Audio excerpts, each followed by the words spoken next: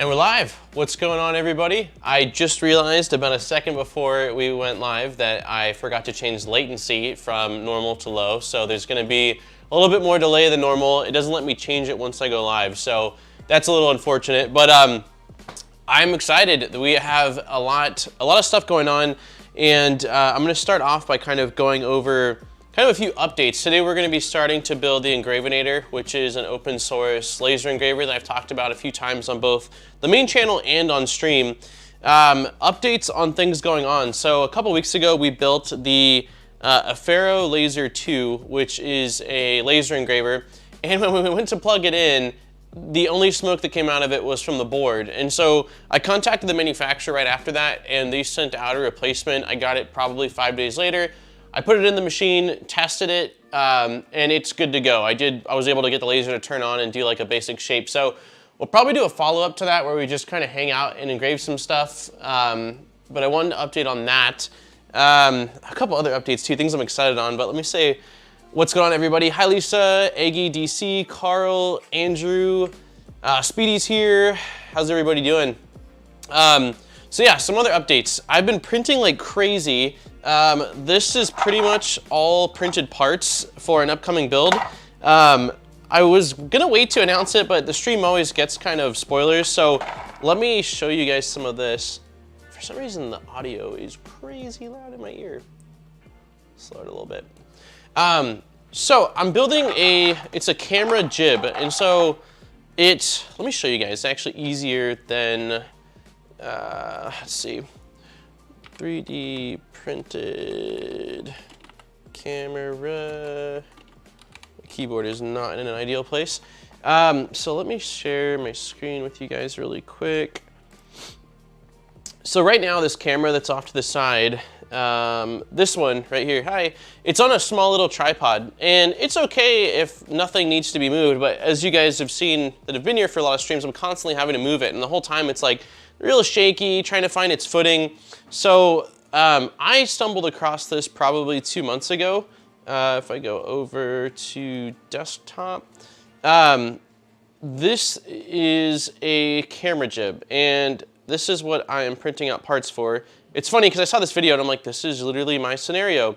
And so I think, in my understanding, that it was inspired by Ivan Miranda and that he made kind of a smaller version of it. And so I'm probably 75% done with printing out parts. It's like 3 kilograms of plastic. I've probably got 2.5 kilograms of parts right here. I had a couple of failures on some of these bigger parts that were nearly the full length of the Prusa bed. So I was planning on, and I'm still planning on, doing a video on this thing, but Tom, let me see if I get back to Sony. So Tom from Tom's 3D had posted something on Twitter the other day that basically said, you know, if a model says that it's not for commercial use, can you use it in a video? And I've used tons of models in my videos. Whenever I'm reviewing a printer, I'm showing off lots of models that are, you know, like in a lot of instances, I don't even know what the licensing is, but it's always been my understanding that that is more for like selling the actual model. Like you can't download and sell the model, you can't download and print the model and sell the model. But I've never thought it was an issue to actually show the model, even though like my video does get ad revenue. Of course, if you're giving credit to the original author, I always link back to the model artist. But because in this situation, the video would primarily be focused on this particular project, I did reach out to the creator. 2 methods so far, email and my manufacturer where I bought this, because this is a paid $40 model. It's the most expensive model I've ever purchased, but the amount of energy and engineering and time that went into it, I don't mind supporting it, but I haven't heard back yet, so I'm hoping that he does get back to me so that way I can make a video on it, because if not, I'm probably not going to make a video on it. It's just going to be built and then kind of used, but I'd love to show it off because I think it's such a cool project. So I've been working on that for probably the last 3 weeks on and off. Weird, I got the email notification. Huh. So yeah, I'm really excited about that. Again, hoping to make a video on it because I just think it is such an insane project. And, you know, part of what I wanted to do on the channels is obviously show different things like printers and materials, but also show some projects that, you know, I'm doing or I'm working on or cool models. And I don't feel that I've gotten to do as much of that. And to me, this is one where I'm like, yeah, absolutely, I would love to showcase this. So we'll see if I hear back. I'm gonna see if there's any other like social medias that this person's on to try to get a hold of them. But so far I've tried My Mini Factory direct messaging and then an email I found on his channel and no reply. But it was just a week ago, so maybe I'm pretty bad at getting back to emails too because of the amount that come through. So we'll see, but that's awesome. Also, the switch wire did come in, the kit. It's down here. I can't lift it up. It's kind of tucked in a way. But I have started printing out parts. These are all of the accent parts in Fusion ABS Rigid Green. I posted these on Twitter, and then Nero said, hey, you're not going to be doing the stealth burner. And originally I planned on building the kit as is, which it's kind of geared towards a afterburner, not the stealth burner, which is, for anyone that doesn't know Voron, the stealth burner is like the newest hot end extruder setup that has better airflow, and a couple other changes. There's like a really cool RGB status LED or NeoPixel LED. And so I did decide after my brief message with Nero that I am going to install some kind of a hybrid of the two, so that way it's still going to run the same clock spring extruder, but it's going to have the housing for the stealth burner, so that way later on I could swap out. And so I did attempt to print it out yesterday. Before I went to bed, I hit print, watched it going down, it was looking good, and it was a pretty bad layer shift. I'll show you guys this. A pretty gnarly layer shift right here. This was printed on the Voron 0.1. It's what all these parts are printed on, actually. So Voron's making Vorons. But it's pretty much the full plate at a diagonal angle. And so I'm not exactly sure what happened, but after the stream ends today, I will reprint this and watch it to see if I can see, you know, was it an issue of warping where the nozzle hit a warped part, or what was the deal? So, but this is the stealth burner. It's got kind of a cool low poly look to it. And so for the color scheme, we're going with the rigid green, and then the this is, I think it's called carbon black, carbon rod black. It's not carbon fiber, it's just a black, but so this will be the color for the switch wire we'll be building, black and green with a black frame. So a little less colory, and the green should pop out, but I'm really excited. The game plan is that we'll probably take, this is probably gonna take a couple of weeks to build, in all honesty. It's a pretty in-depth build. So we'll get into that in a second here. Dude, sleeping on revenue, you're pretty much, yeah, I think it's probably more a matter of him just not getting the email, Chris, or maybe he thought it was spam or something like that. I don't know, but I mean, I honestly think that if I made the video on it, it would still probably fall under fair use, like as long as I'm giving credit, and you know, like it would be me adding to it, basically talking about 3D printing and 3D printed products, and kind of like I've sort of a story to tell with it. But after seeing Tom's tweet about it, I started thinking about it, and I was like, well, it's kind of more of like a, I think, good gesture more than anything. But yeah, I agree. I think that the person would probably be fine with it, but we'll see. Hopefully they get back to me. It's not a rush, but the parts will be done. I'm printing out a part that's, let's see, we are, I think 18 hours into this part. So I'm getting close to wrapping up the printed parts. So I'm really hoping that I do hear back soon. So let's get into this. So this is the Engravinator. It's an open source laser engraver. The build volume, although because it's open source, you can, I'm sure, modify things all you want, is quite small. Or not build volume, it's a laser, not a 3D printer. The work area is quite small. I mean, it's like, it's a very small area, but the things I like about it is that it is fully enclosed on all sides, which I don't think I've ever seen on any diode laser engravers. It's open source, which is rad. There are some cool mods for it. It seems like a fun project, and it's super mobile. Like if you wanted to go somewhere and be able to use an engraver, it's great. And because of the fact that I'm in a small confined space, having it fully enclosed and it has a carbon filter on the back of it is awesome. So I'm excited to build this just to be able to, one, build it and kind of see how this project goes, because I haven't actually built, like the laser engraver builds we've done are kind of like building an Ender 3 where it's nearly assembled. Well, this is, I mean, I've got, it's down here because I didn't want to bring everything out, but I mean, this is a full tub of hardware that needs to go into this thing. So, and it takes a lot of 3D printed parts, which is something that I think is super cool as well. We got a donation. Why? I wish that the donation notification on my end was not so small because I can never catch it. One second. Lisa tipped $10. Thank you so much, Lisa.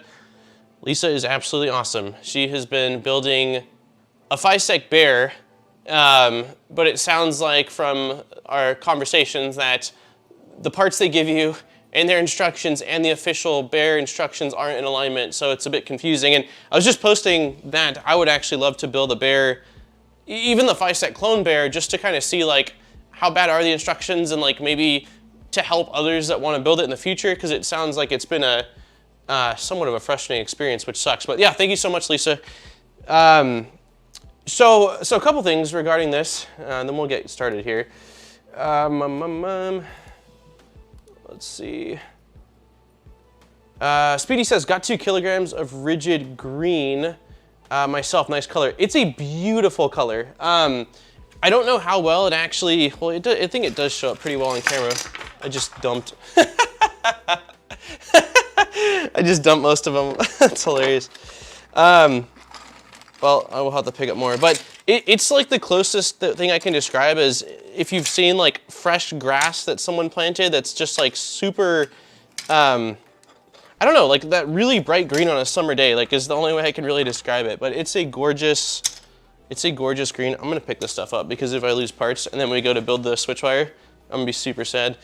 I'll show you guys another shot of this.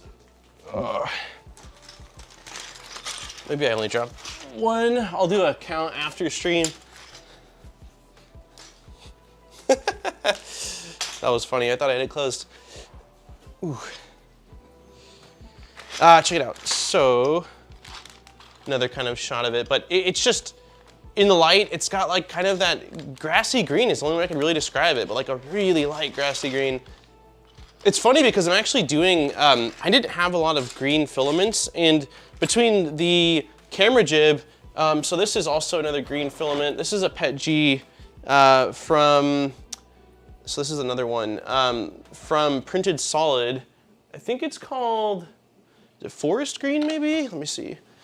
This stuff is called, no, tree green is what it's called. And so the color contrast between the two is their, I think it's like their Soul Black, which it's got a little bit of silver sheen to it against the green, so I think it's gonna look awesome. I'm really excited to get it built because again, for live streams, you guys can see the tripod, I think. Let me see if I go Sony. Yeah, you guys can see it. So it's like this little gorilla pod thing, and every time I need to show you guys something, like I'm physically moving it, and it's got these little feet I have to position, while with this thing, I can just quite literally grab the head of it and just bring it over to show you guys something close up. So I'm excited to have that because I really think for builds, it's gonna be really rad. Sure think leaf.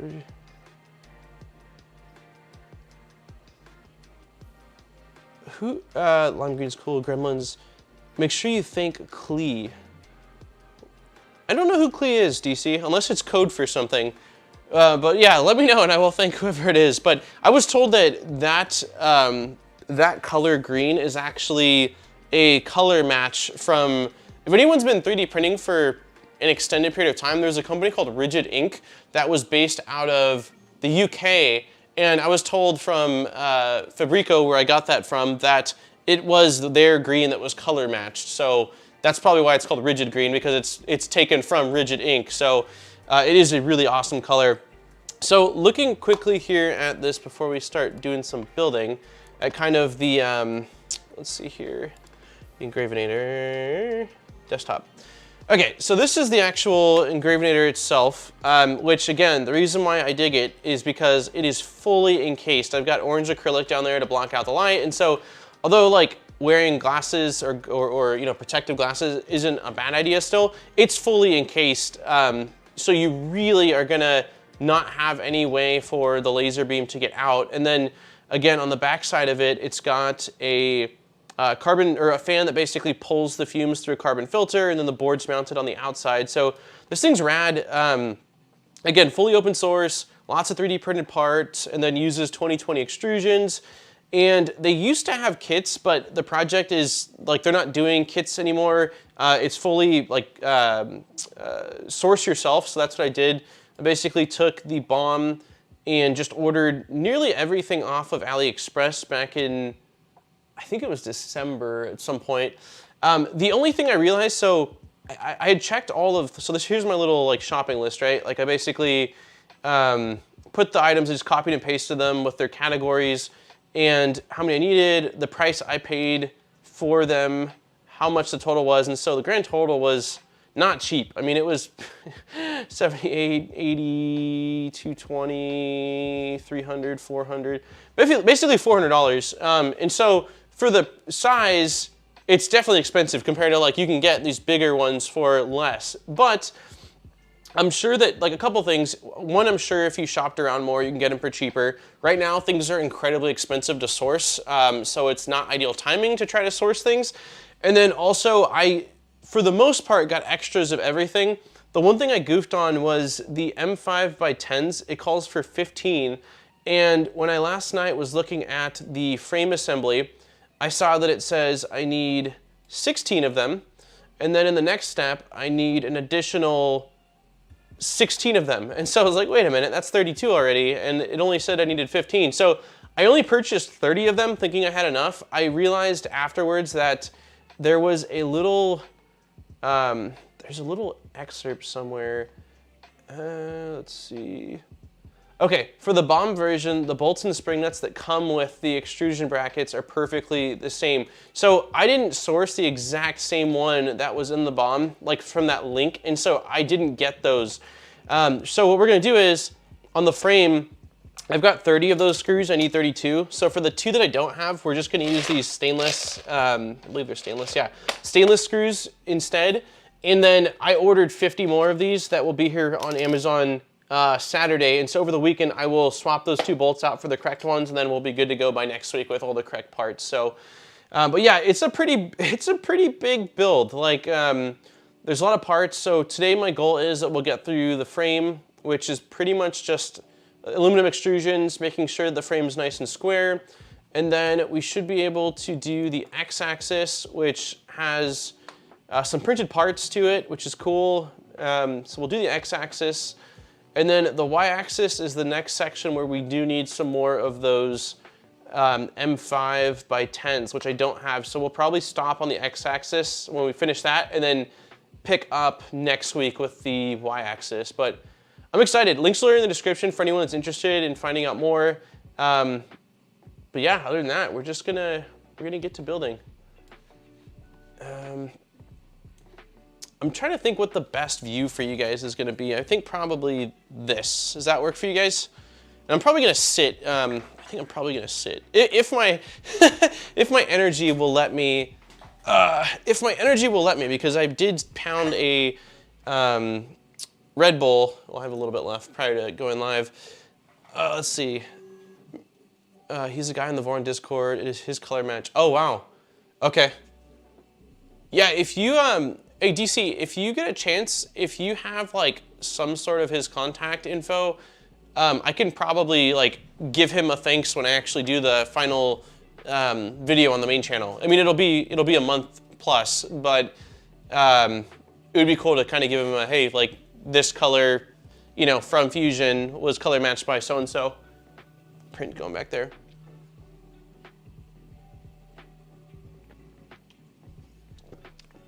Hey, Thomas. Okay, so the first thing we need is a hex key, which we've got a key as well as the actual better screwdriver. Flat surface we've got, small carpenter's square, thanks to the Voron Zero we've got. And then on the extrusions, we've got, I think I have them, yeah, so these are 240s, 240 millimeters long. These are 210, and these are 200. So I should have all the parts we need. Corner brackets are fine. Okay, so I wonder if you guys want to see, do you guys want to see the instructions with me? Maybe that makes sense to go to the instructions as I'm reading them, then we'll actually do the thing. So let's go to desktop. All right, so this is what I was looking at, the 3 extrusions. The documentation is pretty solid as far as everything's kind of color organized, or color coded, if you will. It matches up with what the item is here. So hopefully hopefully this goes well. So that's fine. I already realized I screwed up on that. For the bomb version, the corner extrusion brackets have 2 holes on one side and 1 on the other. Aside from the fact that you should always use the outer hole, well, ours don't because I went with different ones, so that's fine. The post-assembly spring nuts have a ball. I've actually never used these spring nuts before. They're kind of cool. So they're kind of like T-nuts. If you haven't seen these, let's check these out. Oh, for anyone that hasn't seen them. So this is what they look like. And they're kind of like T-nuts where they slot into the aluminum extrusion. But the difference is there is a ball on the bottom that I believe is like sort of spring loaded. Yeah, if you push in, it goes in. And so the cool part about this is if you insert it into an extrusion, unlike normal T-nuts that are gonna slide around, it just stays where you put it. So I mean, you can just be like, all right, I wanna position this guy, you know, right here, and it's not sliding anywhere. So these are really cool. I'm surprised that more builds don't use them because they seem really practical. But yeah, that's what those guys are. Let's see, go back to, I need to mount the stream. Hey, 75's here. Hey, 75. Okay. So it says that the ball must always face inward. So someone remind me that at some point, but ball needs to go towards the inside of each of the extrusions. Okay, assemble the frame. So it looks like they just want to start with inserting. Okay, so let's just do that, I guess then. Well, this will take a little bit. I guess we'll start off with 1, 2, 3, 4. We'll just do 4 of them to start off with. So side.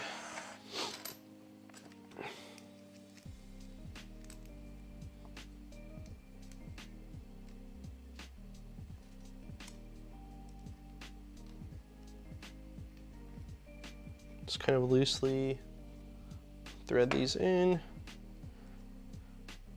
I feel like the head of the screw is going to get in the way of each other, but it might be fine. I'm sure it's fine. Let's dump these out to make it a little easier.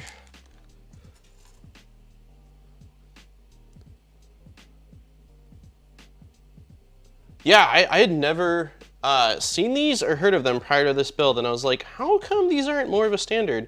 I've gotten really good at using the standard T-nuts, like how to kind of, you know, place them and then push down on them as your, because like the issue I had on my first build ever, which was the Fulgurtech 2020, which was a long time ago, was I'd never used the T-nuts before, and I was new to extrusions. This was probably back in 2015-ish, and I didn't realize that when you were inserting the T-nuts, you had to make sure they were nice and loose, and then you had to like kind of watch them as you turn them to make sure that they turned and weren't staying parallel to the extrusion, because otherwise, you know, your part's not secured at all. So I got, you know, over time I've gotten really used to using those, but these are definitely kind of a treat. I think probably part of it and why they're not used more often is that they're pricier. Like looking at my, let me see here if I can see how much they are. Spring nuts. Yeah, these spring nuts, well, there's different places to get them, but like from the place that was mentioned here, they're 58 cents each. So if you need 100 of those, I mean, that's over $50. So that's probably the main reason why they're not more commonly used, is that they're just expensive, you know, in comparison. And I could see, like, you know, the other ones also do work fine. I need to bring chat closer. Let me see here. If I go half screen, there we go. We'll go half screen on that so that way I can see you guys. There we go. Hey, Adam's here. Adam is actually the creator. I think it was a joint effort, Adam, or are you sole creator of this project? They aren't more of a standard because they're more, yeah, that's what I was gonna say. With all of the kind of corners that are cut with a lot of the low cost 3D printers, I'm sure that they wouldn't, you know, they wouldn't be able to justify the price difference. But I am kind of surprised that I don't think any of the Vorons use them either, like any of, you know, like maybe Rat Rig does, I don't really know. I haven't seen the full build on those, but for the more kind of, you know, the pricier machines, I would think that they would include something like these.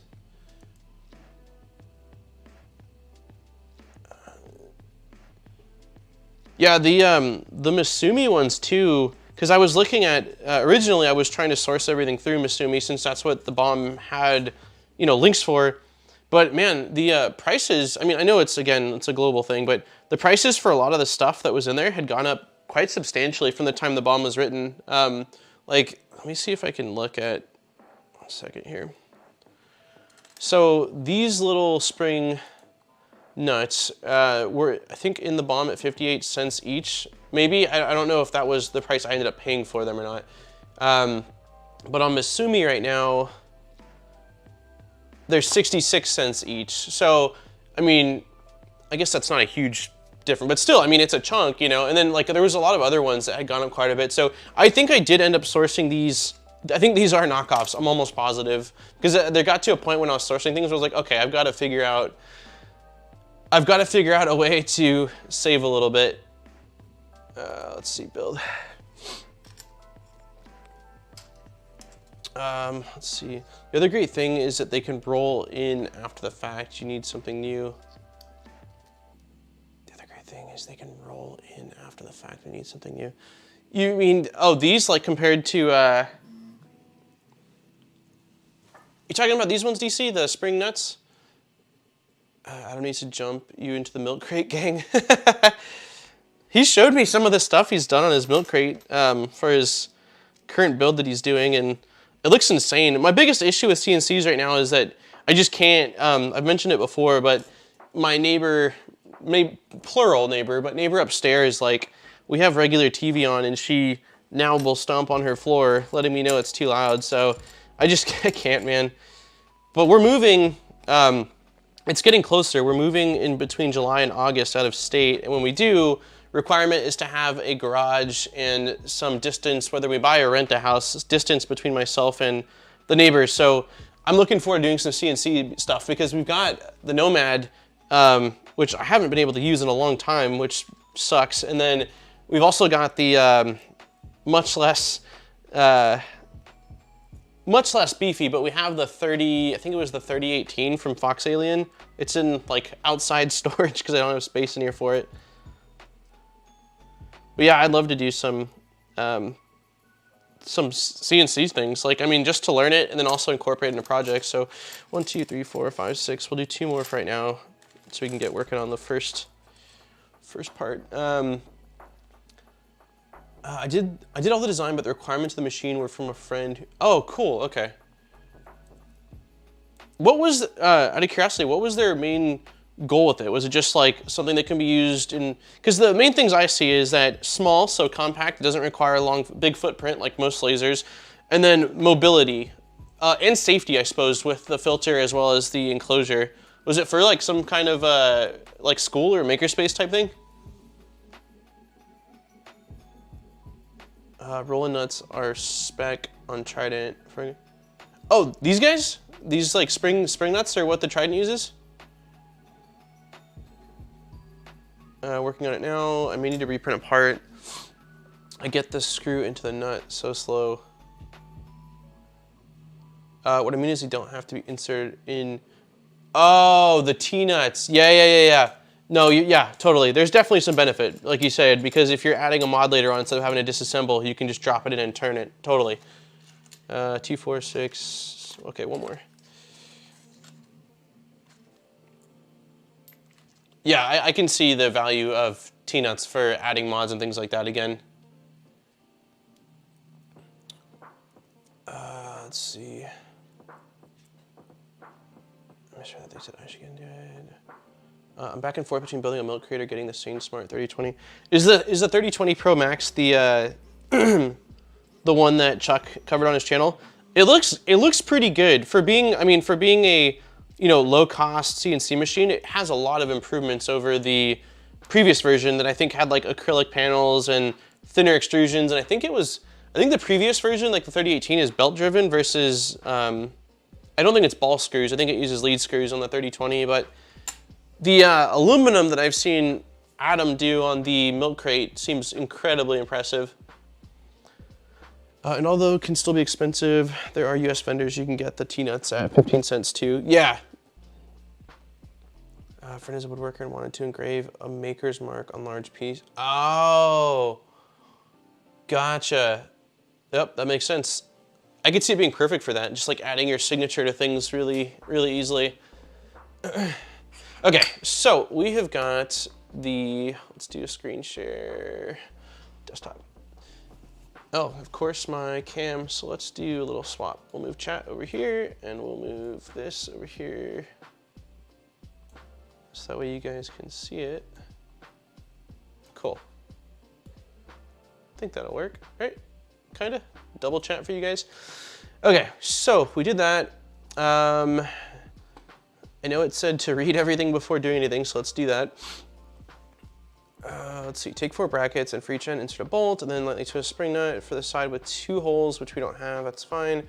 Lay 2 of the shortest 200 millimeters, so I have it organized from, so these are the shortest, beside each other on your chosen flat surface, and from each end slide a bracket bolt into the channel as shown. Okay, so let's do that. Let me make sure I'm doing this right.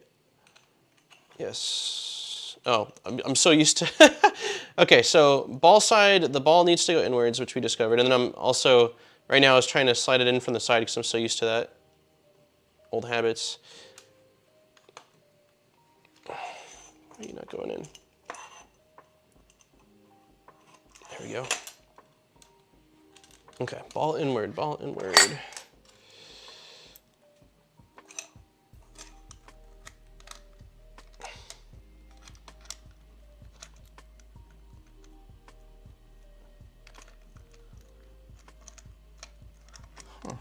Why? There we go.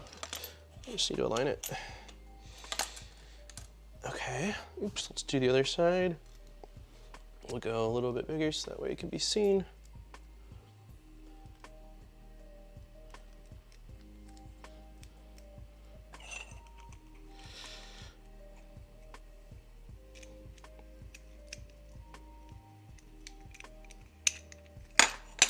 Okay, that one's in.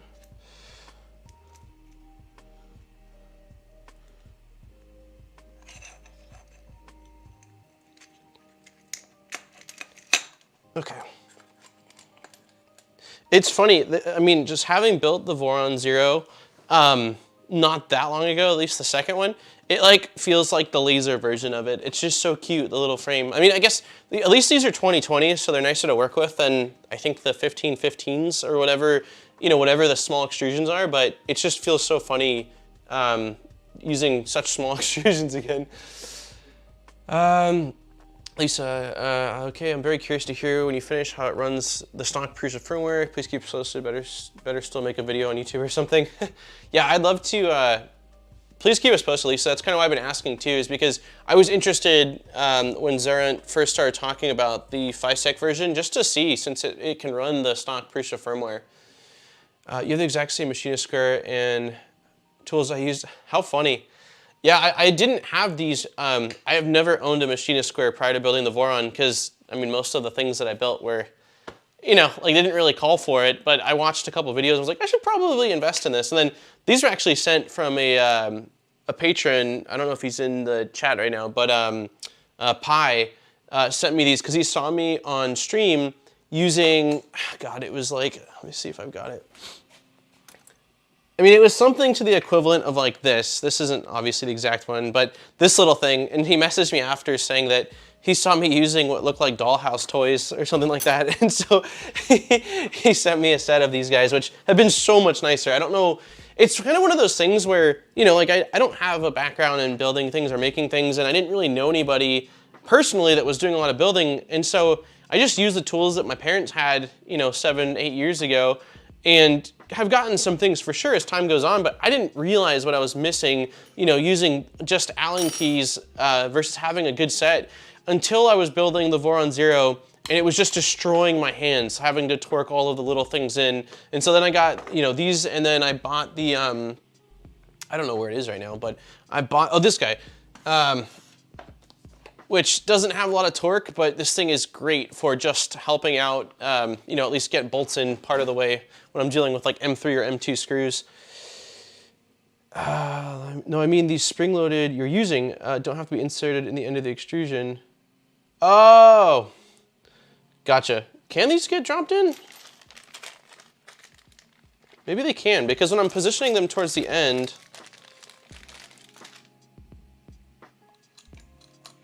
oh, they totally do just drop in. I didn't know that. Okay, now what you're saying makes sense, DC. Ah! I think I have extras, but still, I don't want to lose it. Well, that's good to know. So you can drop these in. I was under the impression, based off the size of them, that they had to be slid in from the end, but yeah, it looks like you can drop them in after the fact. Okay.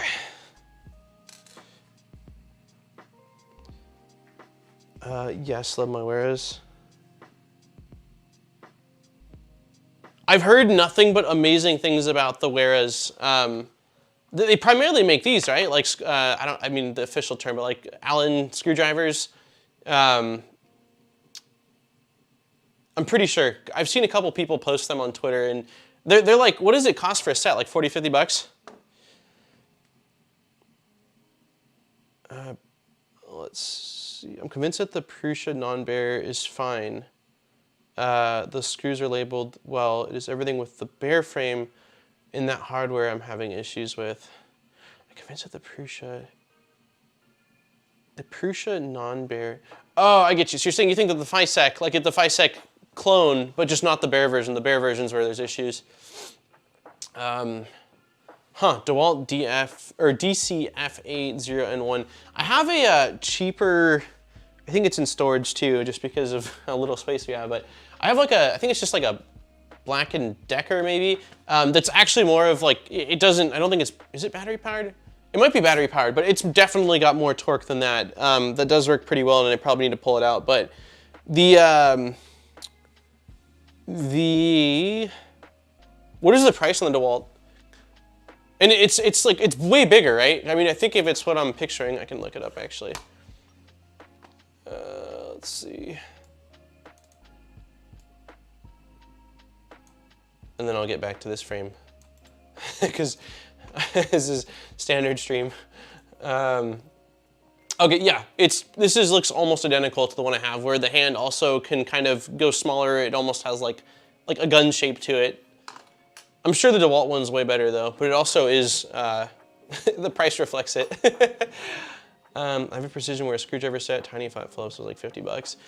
Yeah, with these little hand tools though, if, you know, with how much myself and you and others are building things, having a good set is probably not a bad idea. But even these, like from having nothing to these has been night and day. But if/when these do end up giving out, then I might look into, you know, going with one of the I think it's pronounced Wera sets. Let's see.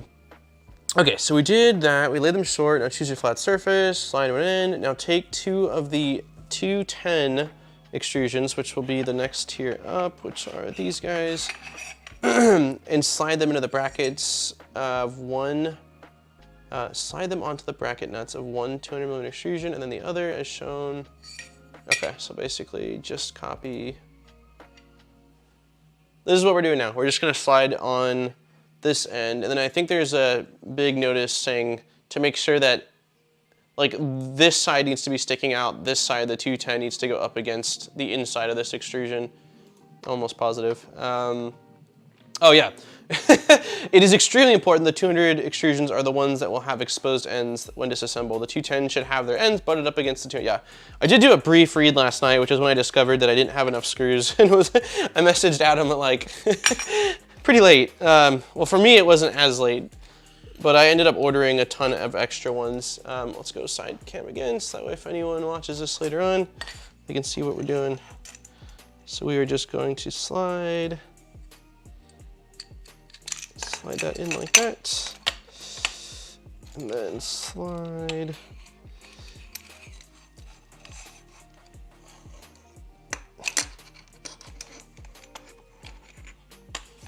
Wait, no, I did that right. Just did it really awkward. All right, let's try it again. There we go. And then yeah, what I just said, this needs to slide down, so like that.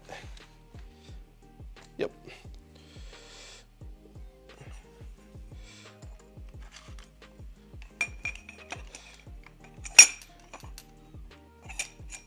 Sorry, I feel like my big hands are covering most of the view. Also, I think the doorbell will probably ring during stream at some point. I ordered 2 more spools of printed solid PTG for the camera jib project that I'm doing. Because of the failure, come on. Because of one of the failures that I had, I needed a tiny bit more PTG, so I did end up ordering 2 full rolls. I didn't need that much, but you get free shipping at, oh, I put this in incorrectly, or maybe it just spun. Yeah. So doorbell will probably ring and dogs will probably bark.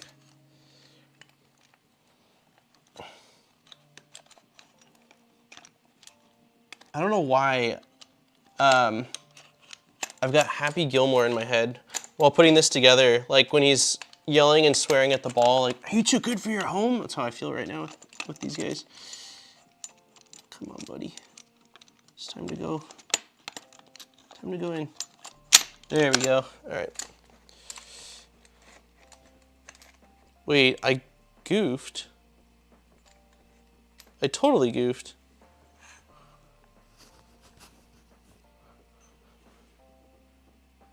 What did I do?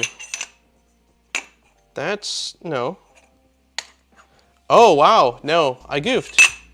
I used, I must have used, yep. Oh, we're not very far, already making mistakes. I used the longest extrusion when it was supposed to be, I probably should have separated these a little bit better, but there we go. That's why it's really awkward. It's supposed to be 200, these ones are 200, and then these guys are 210s, but I think I grabbed the, whatever the next size up is, 240. Okay, that's in. Yeah. Did anybody watch this morning Practical Printing? His video on the 3D printed rim, and that they finally got it working, and they actually, well, I don't want to spoil this whole video, but it's really good if you haven't seen it. It's funny. Okay. Nailed it. Whew. All right, that was easy. Well, I got to go, or my mom gets mad, I need to wake up. Jeez, man. Yeah, no worries, Iggy. I know you're on the other side of the planet. Thanks for stopping by. Have a great night. And yeah, I'll schedule next week's stream probably tonight. After this, I'll just take a photo of where we're at and then post it for the next one. Hey, Chikaro's here. Let's see. Mailman and food. We're back on track for them. Aaron did go shopping last night and got Cinnamon Toast Crunch, Cocoa Pebbles, and what is the other one? It's Captain. I can't think of what it's called right now. Another cereal. So I did start my day off with some cereal, but yeah, we're back on track. Okay, it's great. If anyone hasn't seen it or doesn't follow him, Practical Printing is a Swedish guy. I don't know his name. I know his like co-host name is Daniel. And they are hilarious, and they do awesome stuff. So they've been working on 3D printing a rim out of ABS that they can actually drive around on, and their final video in that, well, pretty much final video in that sort of journey went live today, and it's definitely worth a watch. I have a pen-type electric driver on my electronics bench and a DeWalt that used for most assembly. The DeWalt has torque adjustment, which is nice. I wonder if mine has, I gotta bring it back out. I completely forgot that I had it until Adam just talked about the DeWalt right now. Okay, so I'm sure the next thing is probably to tighten up these things. Using the hex key, start to tighten the bolts to barely finger tight.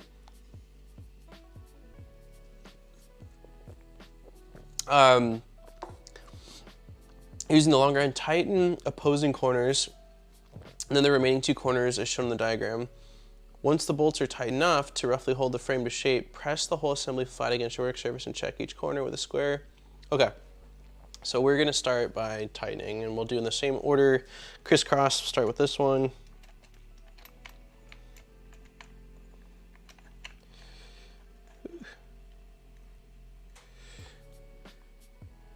I'm just kind of like lightly tightening. We'll torque it down after once we've, oh, you know what? This is gonna be a little bit, oh, there we go. So I kind of have to adjust the bolts to be able to get the screwdriver to line.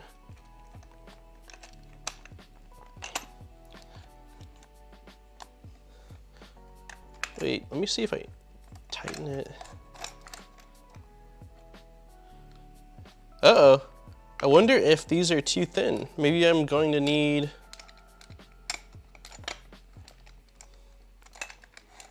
Just for fun right now, I torqued it down and let me see. Even fully tight, it doesn't look like it tightens.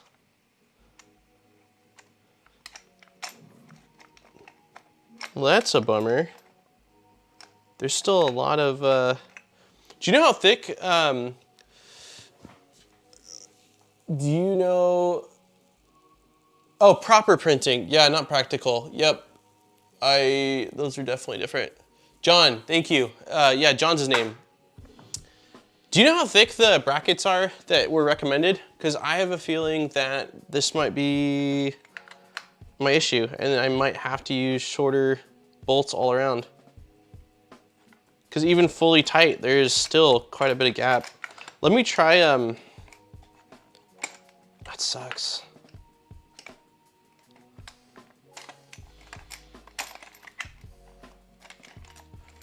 Let me try one of these 8mm just for fun to see how tight it gets.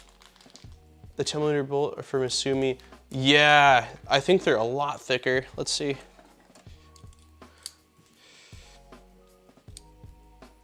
Yeah, these aren't even 3mm. They're like 2.8 roughly. Well, the good news is I ordered 50 of the M5x10 and 50 of the M5 8mm screws.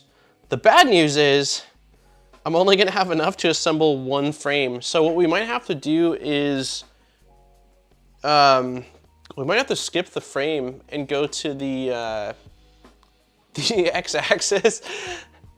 That sucks.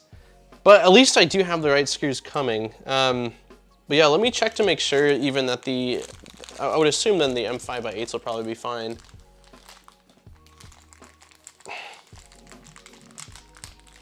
I just don't have nearly as many. I had originally ordered, I think, 30 of the 10mm and only 10 of the 8mm. So,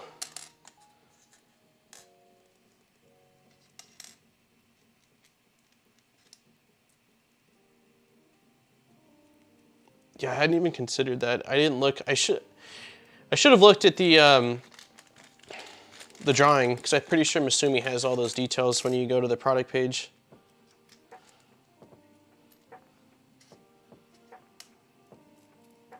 That's a bummer. Let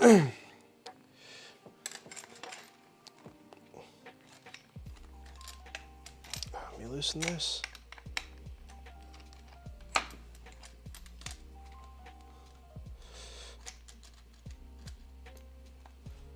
Okay. Let me check really quick here.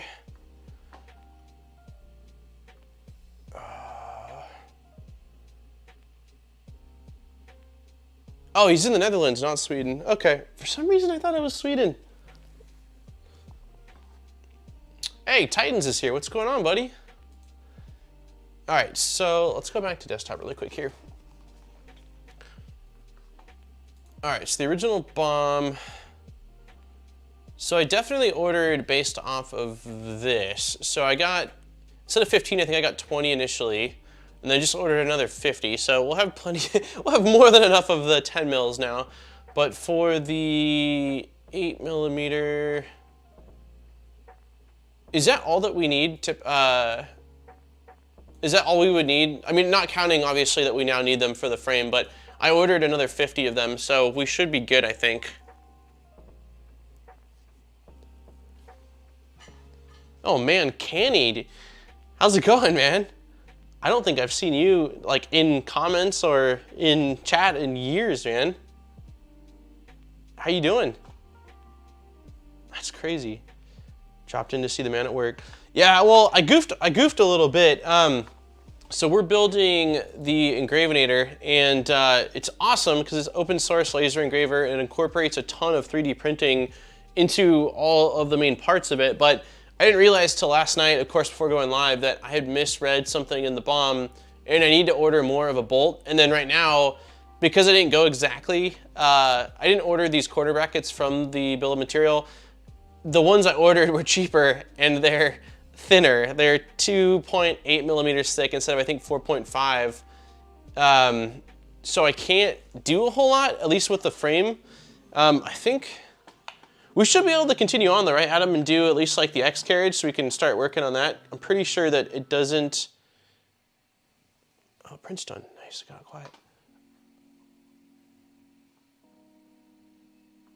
I'm pretty sure that we don't need to have the frame done to be able to do the X carriage. So we might just need to do that and then revisit the frame later. Hey, Titans, I know you do quite a bit of streaming too, at least I believe you do quite a bit of streaming. Are you exclusively on Twitch or are you streaming on YouTube now? Yeah, I think let's do this then. We will revisit the frame once I've got all of the correct parts. Which will be here Saturday, so we'll have them really quickly. But I just think that I might as well use all of this. Like I'll save these 8mm screws for the acrylic panels that I originally bought them for. And then when the 8mm come through that I ordered off Amazon, we'll use all of those for the frame, just so that way it's the same screws. Okay, cool. We'll start off with the X then, so at least I can feel like we're making some progress here. All right, so we need, let's see if I can find those printed parts. Oh.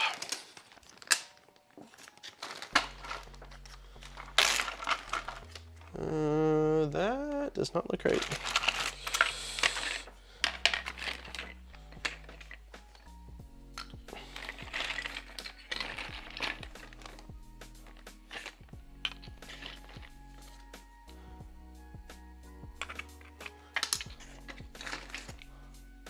That looks correct. And the other part, I think you said good. Oh yeah, how are you? I'm good, man. Just been busy. Still doing the one video a week on the main channel. Then we started streaming like 3 months ago, and it's been a ton of fun. Completely different, but it's been a lot of fun. Just kind of like hanging out. We've done quite a couple builds so far. After this build, which will probably take a couple of weeks based off of like kind of the speed and time I think I'm gonna put in, we're gonna build a Voron switch wire, which should be a ton of fun, and yeah, we're doing good. Gotta bounce a bit, PM me through normal means if you get in a bind. Okay, cool. Hey, thanks for dropping by, Adam, and easily clarifying about the bolts, so I didn't spend a whole lot of time on that, but luckily, I ordered 50. I thought ordering 50 with 8mm last night was overkill, but based off this, it was just the right amount of kill. So, let's see. I do live on Twitch and pre-record on YouTube, but I barely do live stream. What was that?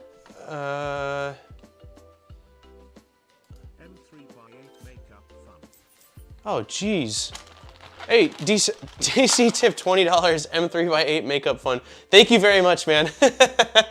I ordered 50 and 50 last night, so that definitely will help with the bolts I needed. Thanks, DC. You rock, man. Let's see. But I barely do live streams anymore. Easier to just shoot and edit than try to please everyone's sleep schedule.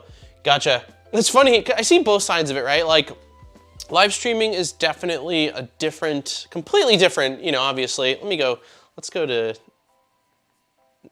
here for a second. Live streaming is obviously completely different, you know, like it's a lot more energy because, well, I'm not like sitting down and just editing, but it's definitely a lot of fun because as much as I love making the videos on the regular channel, like it's definitely not the same level of interaction. So I love the interaction and like being able to see familiar faces, people I haven't seen in a long time, like Canny that dropped in. I mean, I haven't talked to Canny in like years.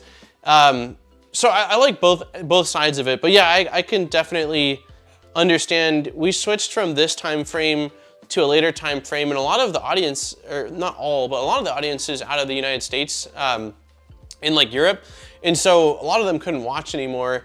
And so noon seems to be working pretty well. I think that, you know, it's late in Europe still, but they can catch at least part of it. And a lot of the people that are working in the States, not everyone, but you know, if you're working remote, you can kind of throw it on. But the scheduling I can definitely see being difficult, a difficult thing to kind of make everybody happy.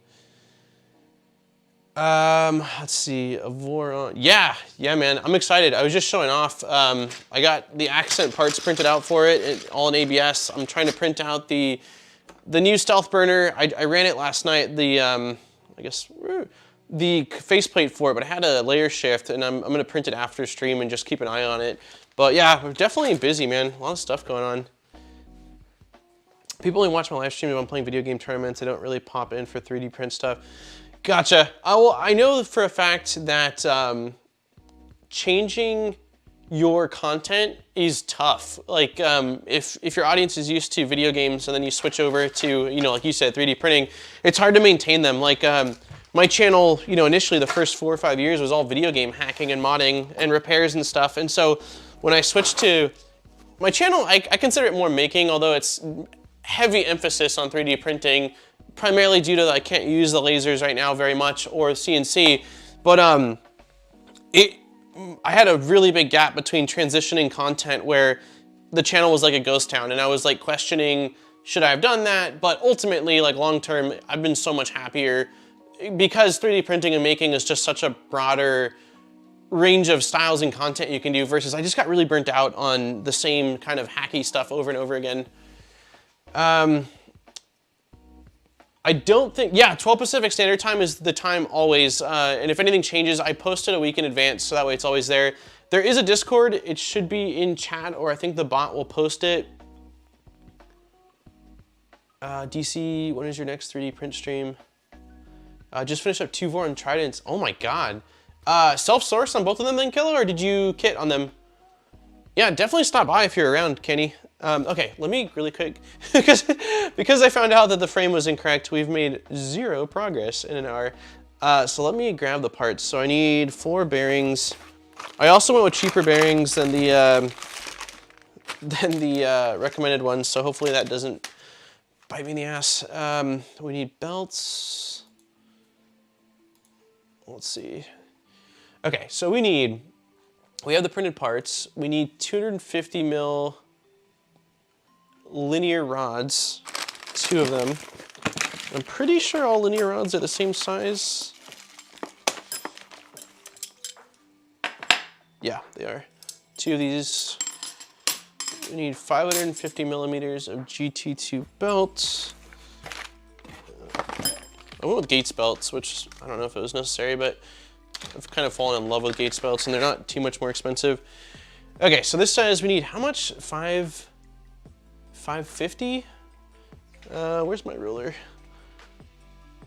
Oh, here it is.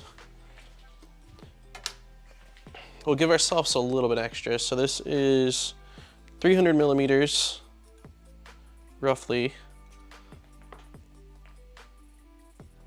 So we'll do like 5. What did I just say? I said 550, which would be right there. We'll do 5. Let's just do 300. I'm pretty sure I bought plenty of belts, and I'd rather have extra than cut it short, because you can always remove extra belt, but you can't bring your belt back once you snip it too short. So I'd rather give us some extra. And I think, yeah, there's only 2 axes, so we should have plenty of belt for the Y. We need M3 nuts. Are they lock nuts or just standard? Look like just standard nuts. Let's go side cam so you guys can look at this stuff. All right. I should have, if Lisa, if you're in chat, I should have built another hardware organizer for this build. For anyone that hasn't seen, most people have, because like for some reason, like these got way more popular than I ever anticipated, but when I built the Voron Zero, I designed this, which had the correct number of slots that the Voron Zero had in the hardware section and labeled them all. So that way when I was building it, like everything's neat and organized. I'm probably gonna do something similar to this for the switch wire just because I loved it so much, but I almost wish I had done it for this build. It just kind of spoiled me from having to dig in a box to just having all the parts nicely laid out. Okay, then we need M3 by 14 and M3 by 20. M3 by 10.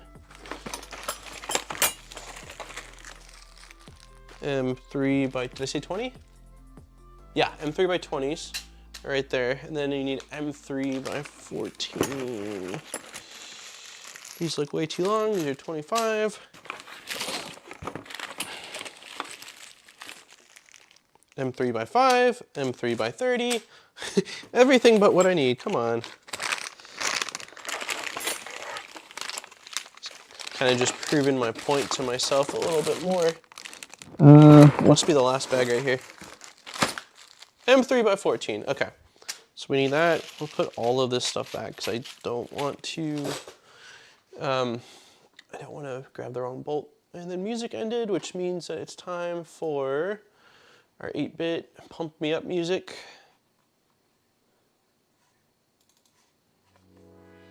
Hey, Local's here, how's it going? Killa said, one self-sourced and one foreign-bought kit. Kit was solid, nice. Out of curiosity, do you know, one sec, Titan, I don't have one scheduled in the middle of doing 2 YouTube videos at a time, jeez. Good luck, Titans, it's a lot. How much was the foreign-bought kit, out of curiosity? Both 350, I subscribed, we'll watch for 3D printing stream. I don't need a laser, I managed to pick up a new Pi 4. Oh, nice. Yeah, I'm so bummed out. I don't know what I was thinking when the Pi 2.0W came out, or Pi 02W, they were so easy for me to get my hands on initially. I ordered like 3 of them. So I ordered 3 of them. I used one for the initial install video, and I was doing a bunch of prototyping of my little printed Pi 2 snap fit case. And I think that one of the Pi 2.0s ended up in the bin. The Pi 02Ws, which really bummed me out. And then I had 2 more, and I needed a bunch of them for just different projects, and I haven't been able to get my hands on a single one in months now. They haven't been any in the US as far as I can tell, and the only places I've seen them is on eBay for 3 times the price. They're like $45 versus $15, which makes no sense. Or in Europe, but then the shipping's like $15. So I don't know why I didn't get more. I had, Adafruit has the ability to send a notification when an item you want comes back in stock. And I signed up for their notifications twice, and they messaged me, hey, we just got 500. And I was like, oh, I'll wait a little bit. And then they never got more after the second refresh. So I'm kicking myself for not having gotten them. I love that thing, my labels don't stick. Oh, your labels don't stick to it? Huh. Yeah, they stick pretty well on mine. What, did you use PLA on yours? My next build I may self-source, possibly a Voron. Oh, do it, Lisa. Just make sure, my biggest recommendation if you're self-sourcing is to do what I did with mine. So like, I have this exact same kind of spreadsheet for my Voron. It just makes it so much easier than trying to keep track of everything. Just, usually I'll put it here. I'll put, did I order it? Yes. Where did I order it from? And then once they come in, I start checking them off just so I can keep track of it, because it can become really overwhelming otherwise. When you order off of like AliExpress and you order individual, it's like Christmas for bolts and stuff like that when it comes in. So this is the only way I've found that it's actually, maintainable. Okay, so let's do this. So we've got everything we need, flush cutters. We need a smaller, we'll have that. Okay, insert one end of the GT2 belt into the belt holder. We'll go back to side cam for a sec here.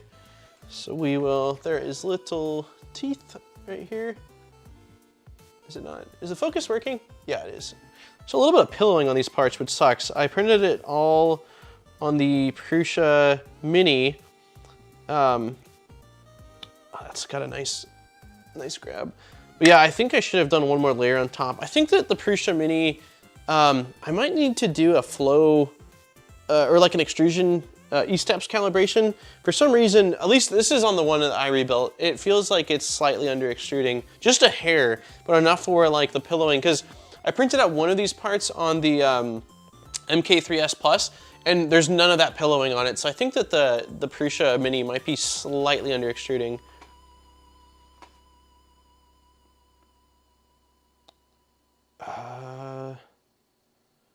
I've been tempting me to start lasers, like I have no time for that. Yeah, I am up to like 3 lasers now and CNC. It's a slippery slope, man. But they are awesome. PTG, oh, okay. PTG could be the reason why. PTG definitely has a more slippery surface than PLA does for red Fusion. I'm using 2 Pi0Ws without a camera and they work great. Oh, yeah, that's right. You got the original Pi Zeros. What are you running? Are you running Octo Print without cameras, or are you running Clipper on them?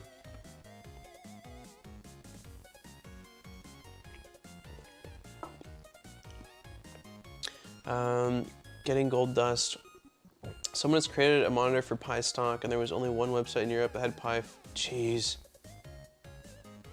That's crazy. Okay. Insert one end of the belt. As shown in string is fully inserted. We recommend rolling up the belt at this point, securing it with a zip tie or a band. We'll get back to it later. Okay, I can do that. Yeah, they just literally roll it. It's not the most effective. Okay, I got an idea. Let's take this out really quick and roll the rest of it up. It's gonna be much easier if we do it like this. We'll do 3 fingers. I can hear the bed cooling on the Prusa and the part like slowly coming off of the PEI. Zip tie. Okay, so let's do...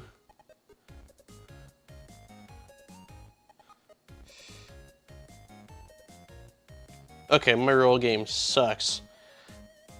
That's fine. We'll do it like this, and then we'll zip tie it somewhere right around here.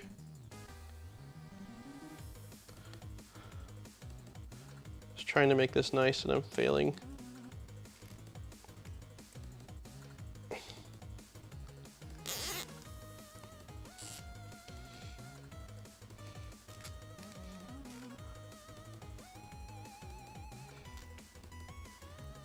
Okay, not great, but I think that that's at least a little bit better. And then we'll cut off.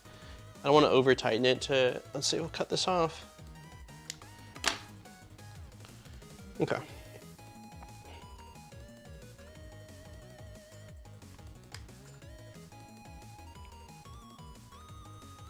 One thing I will say is that whenever now, like, come on. Oh, let's do this side. From the live streams and sort of like how there's been multiple streams where I've had a certain plan and it doesn't go according to plan, I'm sort of used to that now. Like whenever I do a live stream, I anticipate this is what my plan is and we'll end up somewhere over here. Like, I don't know exactly where, but that's kind of how it's been. Let's see. However, I would take time for PCB maker for my electronics. I would make time for a PCB maker. Have you seen the guy that designed a pick and place? It looks insane. Okay, Octoprint. SparkFun has 390. Ooh. Can you pre-order them, Lisa, or no? And is there limited to 1 per person? Because that's the thing that's getting me, is like, a lot of them are limited to 1 per person, which like, I get, but the issue is that they don't give you free shipping, so then I'm like, it ends up being kind of pricey. I'd love to get at least like, 2 to 5. Okay. Insert 2 of the element EU bearings into the recessed Y drive. Okay. Yeah, if we had the jib, I'd have the camera like a little bit higher up, but we don't, so we'll use what we got for now.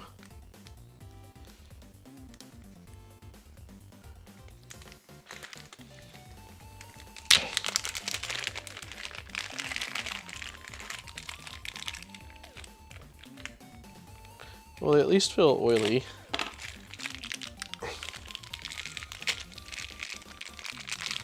Not spots. Yeah, they're definitely oily. Good. Cool.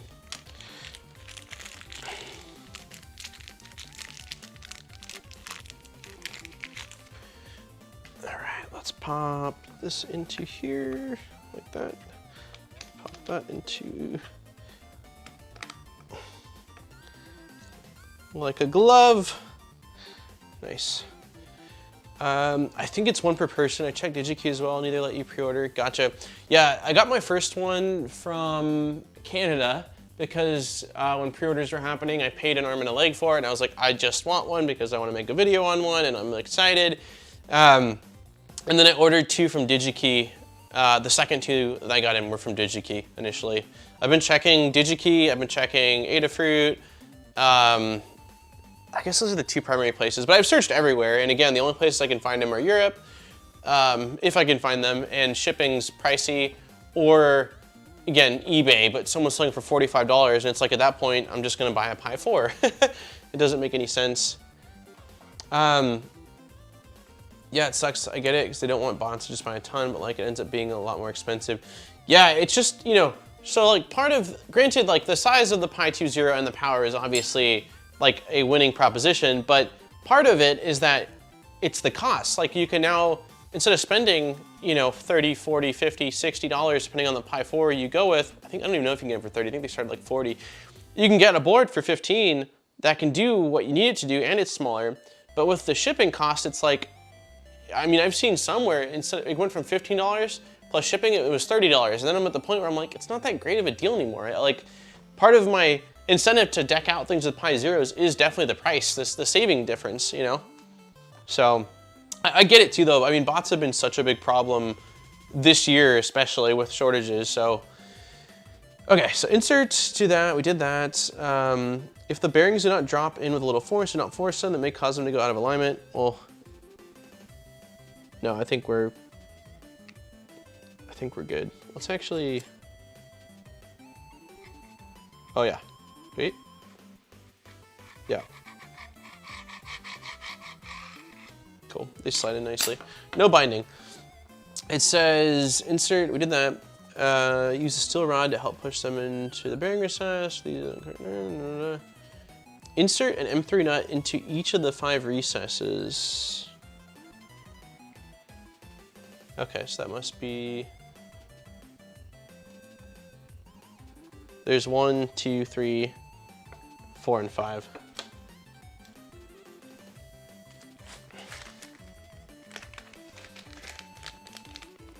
I keep thinking my filament's gonna show up.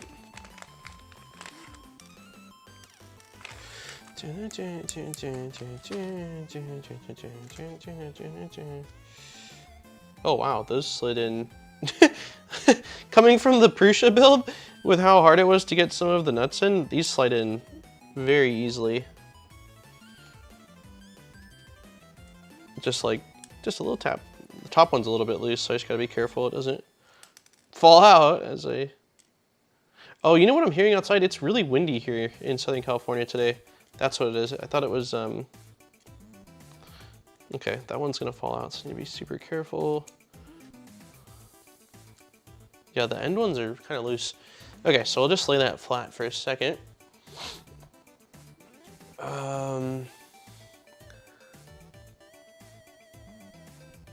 Insert each of the 250 millimeter rods into the Y main as shown. Let's see. Let's look at this together. So,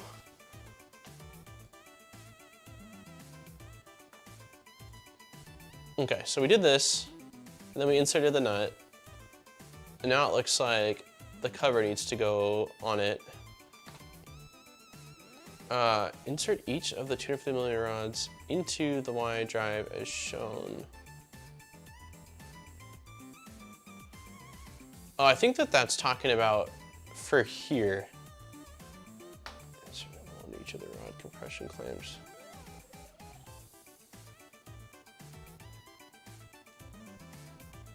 Insert each. No, I think I'm actually wrong.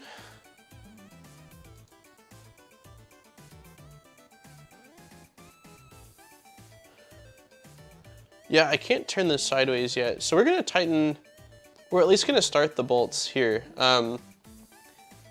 So these are M3 by 20s. Because if I turn it sideways right now, those bolts are gonna fall out.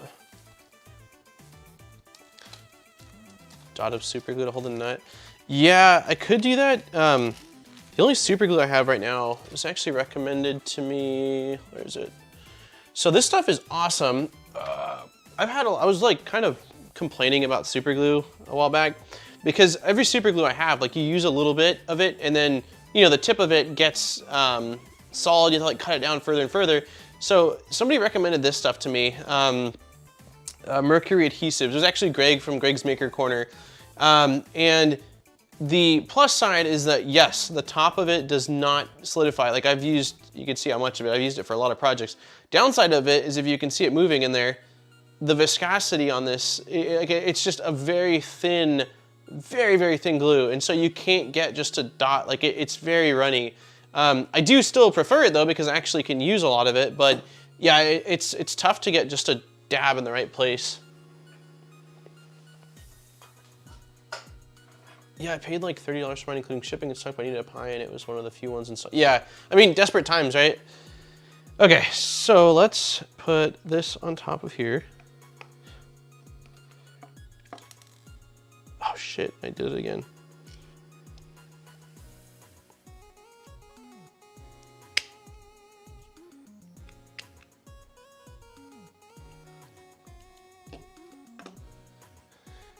I'm worried that this should be completely clamped shut, and it's not. Unless it's not supposed to be completely clamped shut.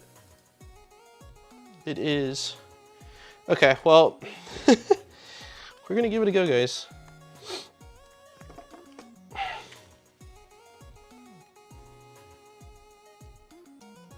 We'll see if when I tighten it, it kind of helps the bearings to pop into place. Okay.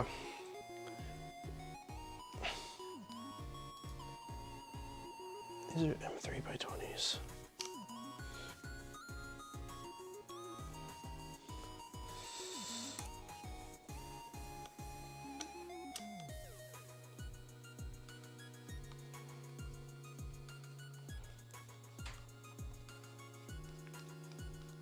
This would definitely be a good time to bust out the I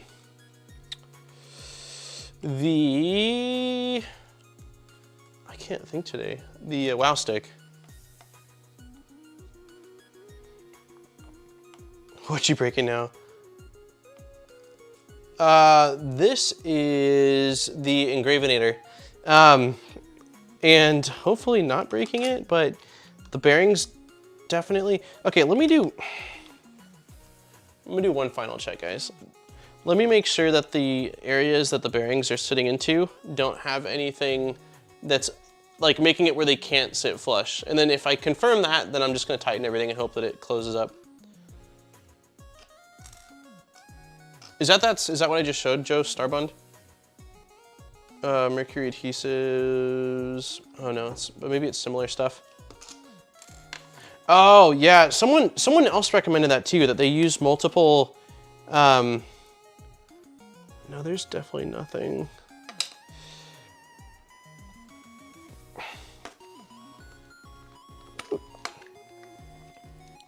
No, I don't see anything that would be causing them to not sit flush.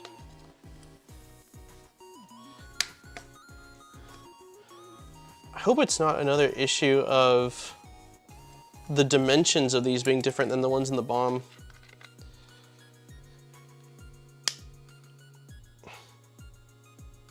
We'll see. I'm gonna do what I can, cause yeah, we'll see.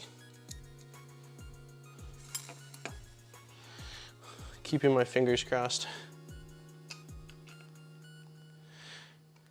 Mercury makes a medium and thick viscosity. Oh, interesting. That's good to know. Yeah, I might need to try out their other stuff because I've loved this this particular super glue. Other than again that it's really runny, but the fact that it's not gunking up the whole end of it is awesome. Where are you at local that you're getting all that snow? Yeah, we've got wind here, but it's warm out. It's probably like 70 degrees, blue skies, and just really windy.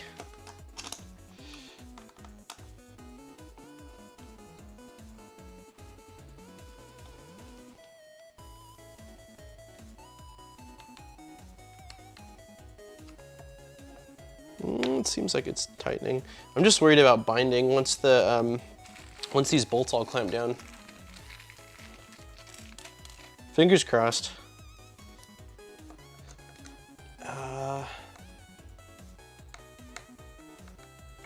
Yeah, it goes together fine without the bearings.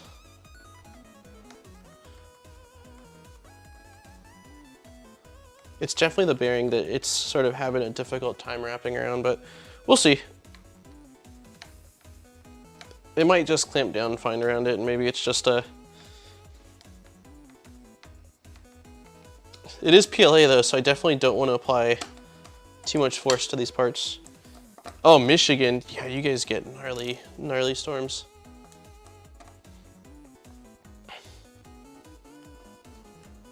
Is this your guys' first big storm for the season? Or no, did you guys already have? Yeah, it's still a pretty big gap, man. Everybody say like a silent prayer, send positive vibes my way, because I'm gonna try to tighten this down, because either it's gonna work and we'll carry on, or I'm gonna have to modify the printed part to make the bearing recess bigger, or I'm gonna have to order actual Masumi bearings. Okay, so I want to tighten this kind of evenly.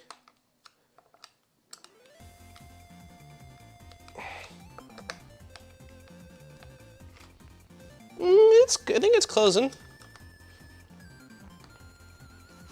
Jeez.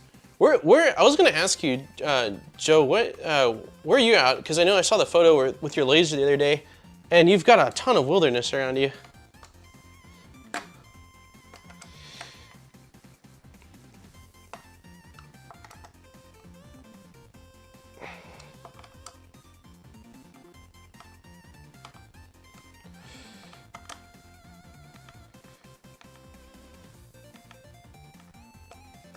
Okay, I'm trying not to over tighten it, but I still want it kind of tight, just hand tight.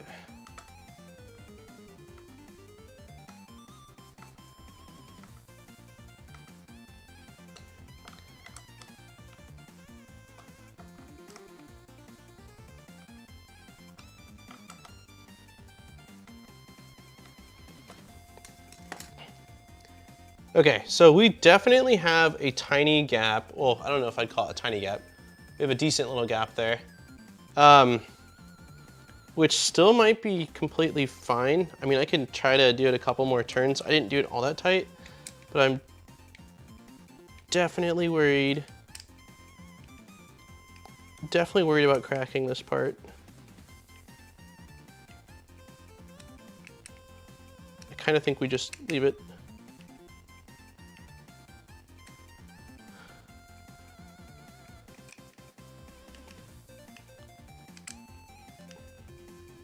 As I say that, I'm tightening it more. Okay. I got it less. So there's a little bit of a space right there, but it actually looks like, oh no, the part is totally splitting. Oh no. This isn't PLA actually, this is, no, it is PLA. It is PLA, what am I saying? So I'm wondering now, I have a feeling that the bearings that I ordered aren't the same outer diameter. Let me check. There's definitely a lot of failing going on today. Let's see. So these are the ones that were recommended in the BOM.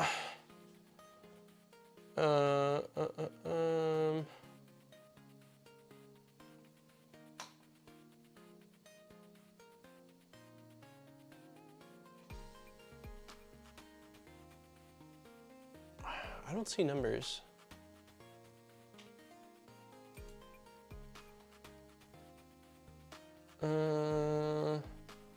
Technical information? That is really small.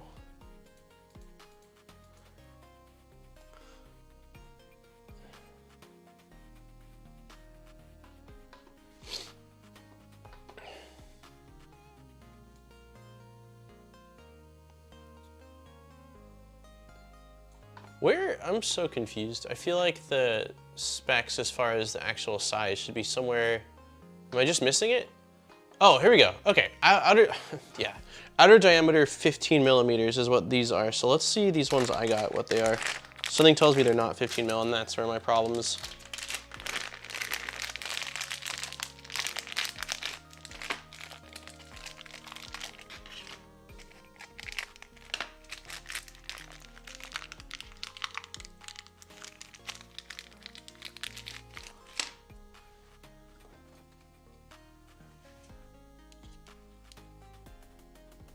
No, they are 15 mil on the dot. Huh.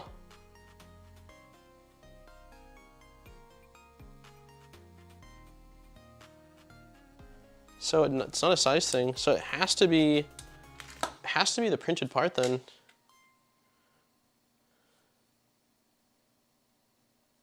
I'm just sad because it split a little bit.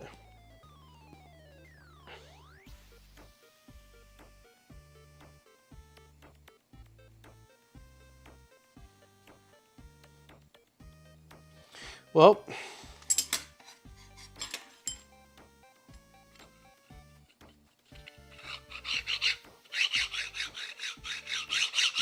still works. It sucks though.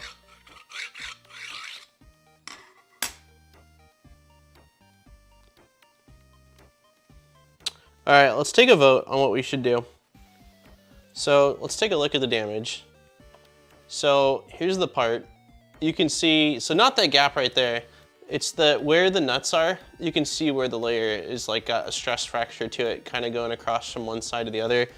And then it ends like right there.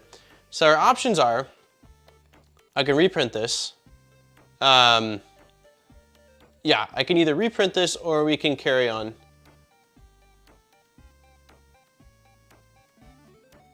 I feel like as long as the layer doesn't fully split, it's gonna be fine. But I am bummed out about that. So we'll put up to a vote on what chat wants to do.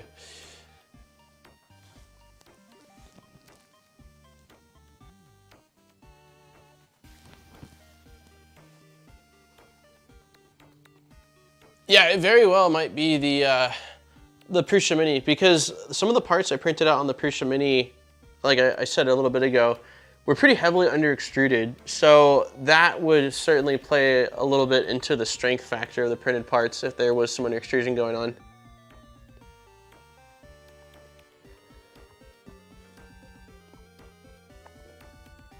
So yeah, we can either carry on and do the X carriage as is and sort of ignore that, or I can reprint it and we can try again next week with the correct nuts and stuff like that, and I can sort of like test fit everything beforehand. I'm like tempted to print it with PETG just so that way it does get a little bit more flex in case I need to compress the printed part. Like here's the, well, I don't know if you're asking like in its operation. So in its operation, this is a motion part. So basically it's not gonna have a lot of stress to it. It's gonna hold the smooth rods on the end.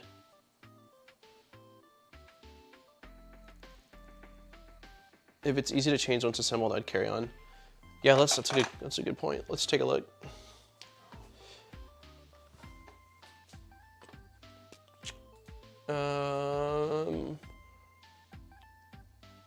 Let's see. So we are building.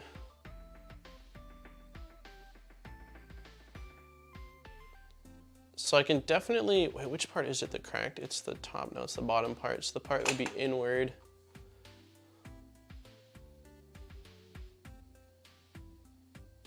Yeah, I think we can probably replace it fairly easily if needed. We'll carry on.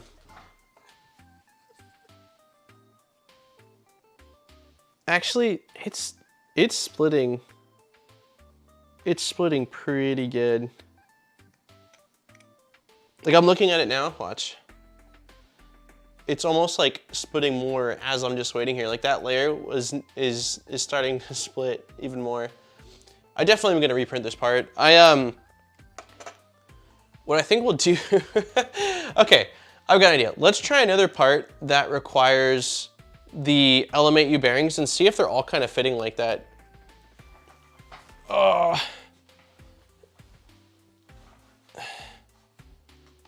Hey, G-Funny's here. Sorry I'm late, meeting right along. Hey, no worries, man. It's been an interesting start. I basically, so for this Engravinator, because I sourced everything and some of the parts were kind of pricey because they were from Misumi, I ended up ordering non-Misumi parts. And so the first issue I ran into was these guys from Misumi were 4.5 millimeter thick, and the ones I got are 2.8 millimeter thick. So the 10 millimeter screws are too long and they need to be 8 mil. So I can't do the frame until those come in, which will be here on Saturday. So that was kind of a bummer. And then the second part, this little part cracked. So it's like, woof. It's been to be fair, after last week's super smooth stream, it was only appropriate that today it would not be quite nearly as smooth. So what I'm gonna do is try desktop. So I'm gonna try the next section. So the part we were doing right now was this end piece. So I'm going to try this part, the idle side in motor mount, and see if it's the same kind of fit. Because if it is, I'm probably going to either, then I'm going to probably print a part in PTG and see if I have an easier time tightening it, and then mess around with like brief scaling on the Prusa Mini. So we shall see, but yeah, let's try this next part and see if it does the exact same thing.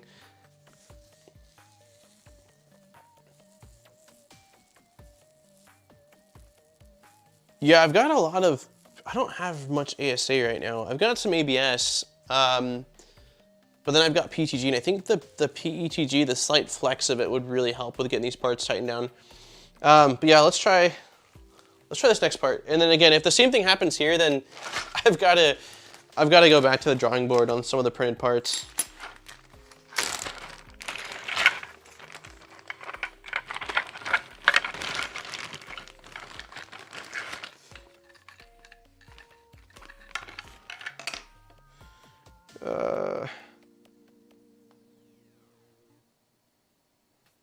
It's not the cleanest looking part, but there's definitely less of that pillowing. Yeah, we'll try it. Then this part we need.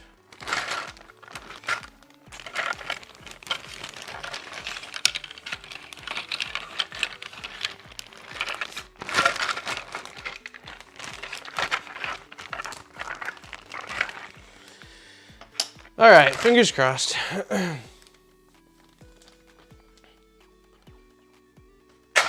All right, we need those. We need some more nuts. And then, let's see, are they the same length? M3 by 20 and M3 by 14, M3 by 14, M3 by 20. Okay, so let's just give this a go and see if it does the same thing. So we will start off with inserting 2 of the bearings into this piece.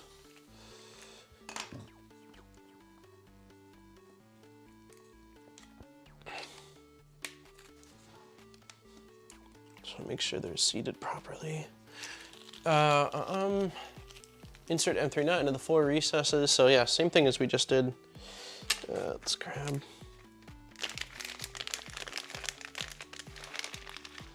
I'm almost wondering if like I should take the this part and like lightly sand it, because there's definitely a little bit of surface texture from like a hair of extrusion on these corners, which could be playing a little bit of a role into this, but let's see.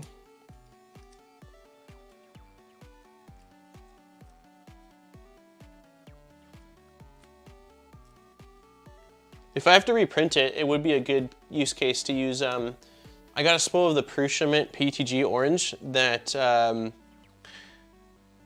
I got a spool of Prusa Mint orange PTG that came with the Prusa when I bought it, and I've only used one little print of it, so that would be a great option to replace these with, would be that. But we'll see.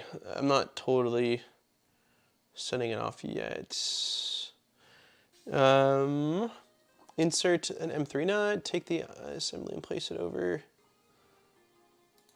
Let me make sure I've got this the correct way. So this should go like this.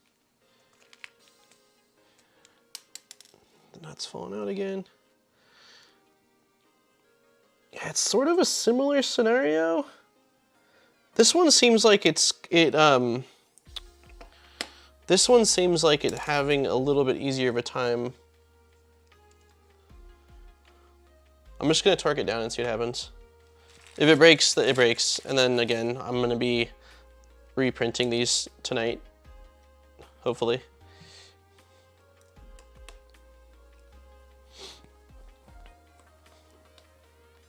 But yeah, I think if I have to reprint, I might just reprint all of the parts. I think I would just do it in PTG, so that way it's got a little bit more flex, and also I may try to dial in the profile a little bit, so that way the surfaces are a bit smoother on top. Because I think that little bit of texture might be a little bit of a contributing factor.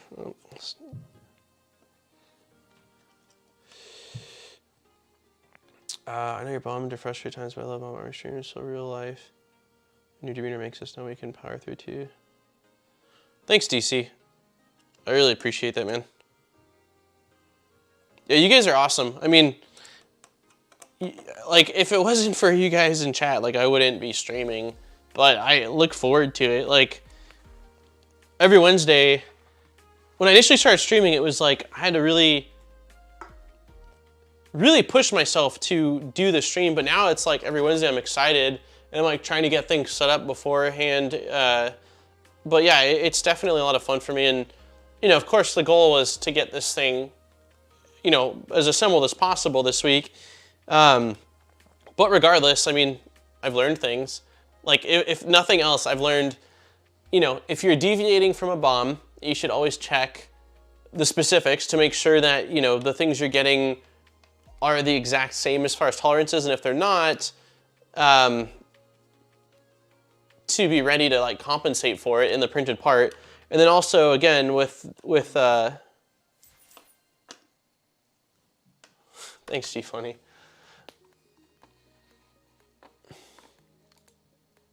Beer money. $10 tip from G Funny. Thanks, brother. I really appreciate it, man. If I seem bummed, I am a little bummed because I just, again, like, was thinking that we get more progress on this, but, like, it's all good. We're gonna power through, whether it's today or, you know, again in next week's stream or whenever. So yeah, it's basically the same thing with this part. Like, I'll show you guys this.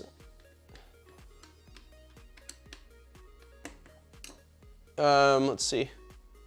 So that's pretty much how the other part was. There was a slight crack like that, and then when I tightened it the whole way to sort of compress it, that's when the PLA just gave way. So I think the answer probably for me is to, again, one, reprint these. I'm probably gonna do PTG, and I'll start off with a part like this that's going to be compressing these LM8U bearings. That way I can make sure that I dial the profile in and that this fits correctly. So, you know, whether that means I need to do some slight sanding after, or whether that means that I just need to adjust some of the settings. But I think that if I torque, like, we're gonna torque it just because I have these printed parts, but I have a feeling it's gonna do something very similar where it's gonna split.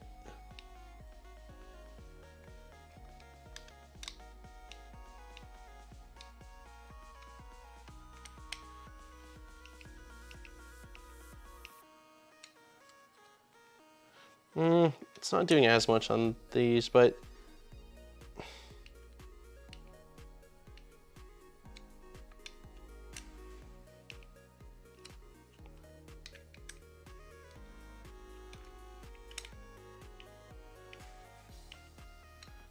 This one we actually got pretty flush, but it's still sort of doing the same. Like, I'll show you guys that now. So that one we did get pretty flush, but I still worry about the stress. Again, because it's a PLA part and it seems like they might have slightly under extruded, it's still a little bit of a concern to me, but let's see if there's any binding.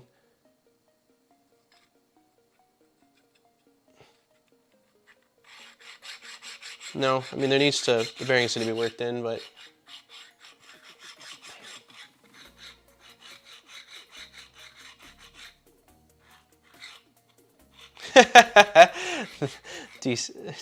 That's the late fee. I'd have to buy a 40. Aw, thanks, Anonymous. $10 tip from Anonymous. You demand. I appreciate it. You guys are awesome. Enough to buy 2 40s, right, G20? Well, this part seems good, but I still just think that like I might reprint the parts now. Let's see. It's Wednesday and I have till next Wednesday. I'd say I can knock out these parts.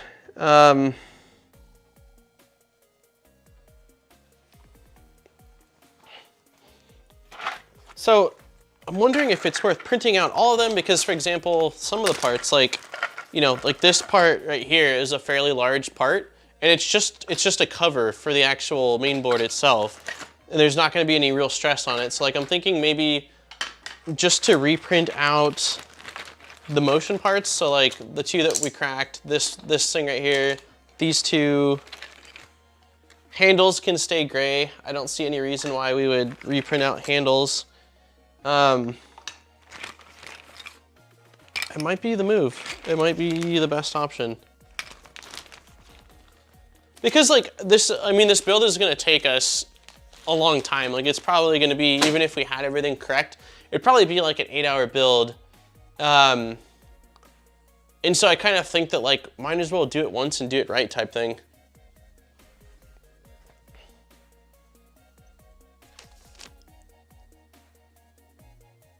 I think this was in Polyterra PLA. Let's check out the print that just finished up. And you guys, I'll give you guys a little sneak peek into not this week's video, but next week's video. Let's see, this price is in a corner. All right.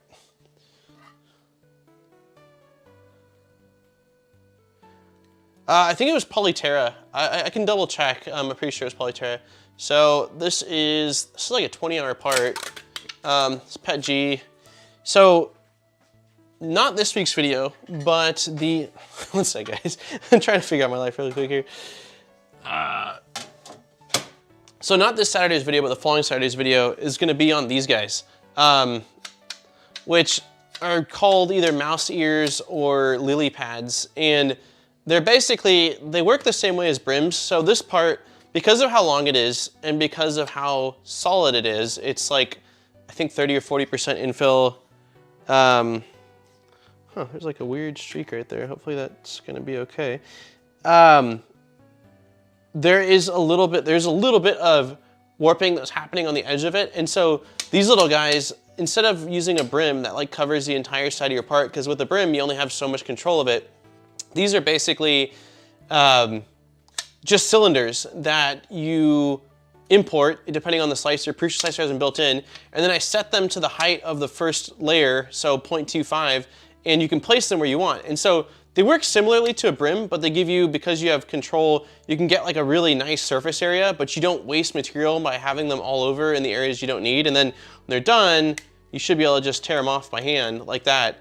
And then you can obviously clean it up a little bit more. I'm just kind of doing a quick job here, but they're awesome. And I've been using them a bit lately for some ABS parts that are a little bit tricky to print out. So I'm gonna do a video just kind of talking about them and showing how to use them.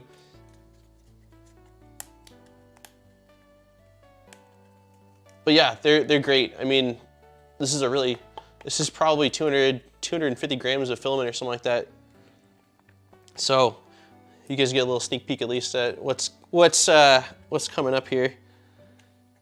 Never need those on PTG or SA and Curate as a plugin.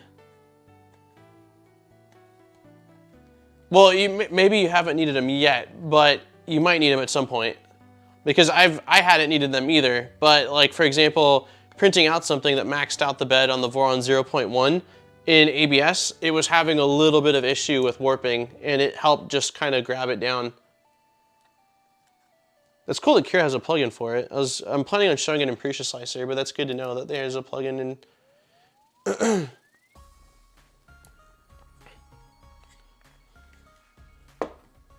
Yeah, it's a pretty solid part.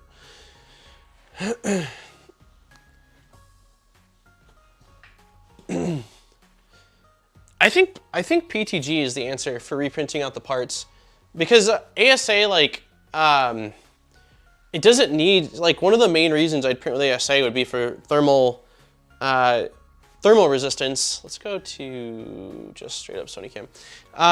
One of the reasons I'd print with ASA would be for like heat deflection, and because I mean, it's a laser, but there's no heat at all that's going to be getting near the parts. It just seems completely unnecessary to do ASA or ABS.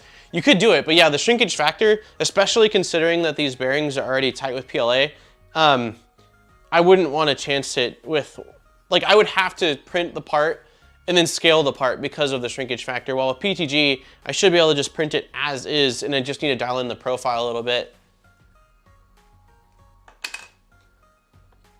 But yeah, this part is fine. I just think that based off what I'm seeing here, PTG is going to be a better choice.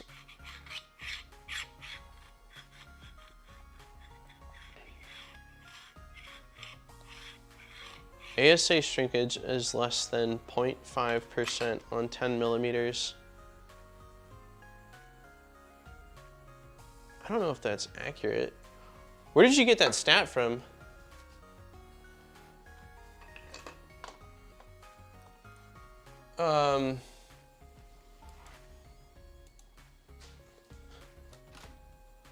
One second.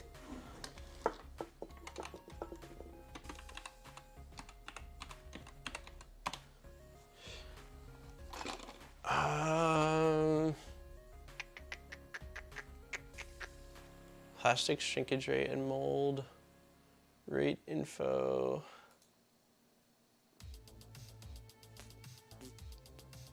Oh, Olaf. That's funny. I didn't know that it was. I'm not used to seeing your name. It always says LSE. ABS shows 0.6%. This is also. Do they have ASA on here? Mold shrinkage, which wouldn't be the same, I wouldn't think.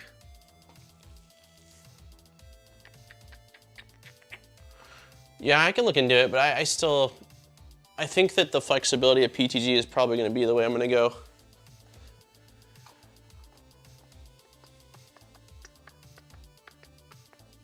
I'm trying to think if there's anything else that we can do today on stream. It's not really, because we're not ready to start with the switch wire yet.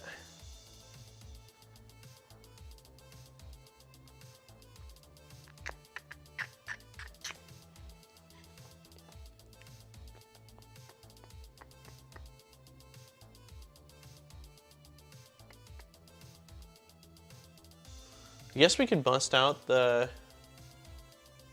Should we bust out the Prusa Mini and just start printing out the replacement part? I mean, just to like kind of something that we can do towards this.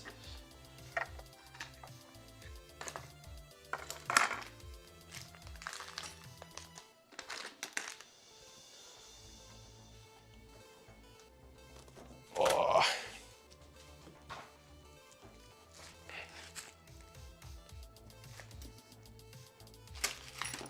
I feel like it's something that we can do that's working towards getting this working.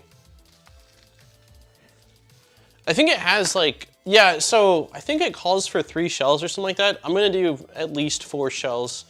So I will increase outer wall at least by 1 layer.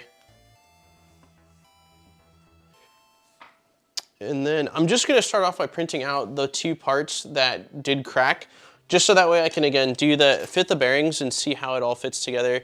I'm gonna really quick wipe down.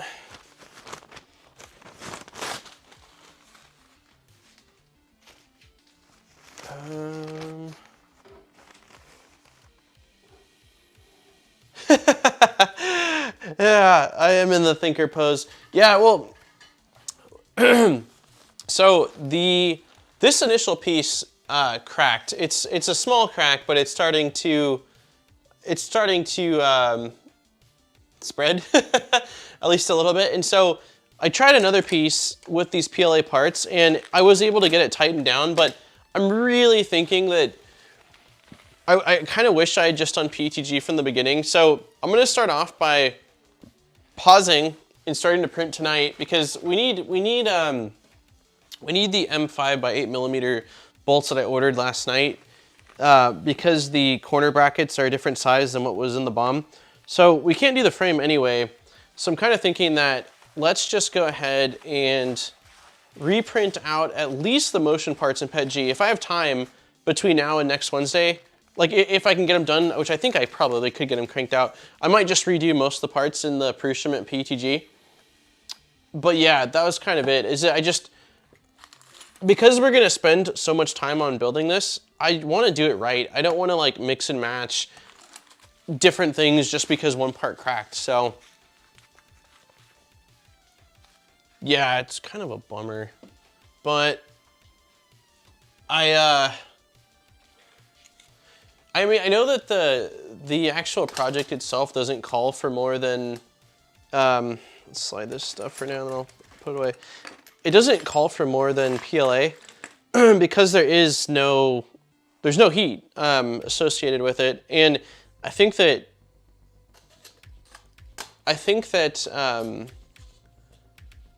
maybe there was some issue with shrinkage, or just that when I printed it out on the Prusa Mini that there was some issues with it. Like I know there was some slight under extrusion, so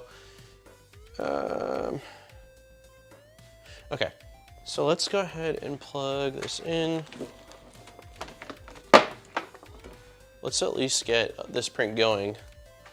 And then I'm gonna post, I'll end up posting in the live stream channel the results of this once this is done, because it's gonna take too long to print the entire thing on stream. So we'll see if it actually is successful or not with PETG. And then based off that, it'll be like kind of full steam ahead on printing these parts out for next week. All right, Prusa Mini's on.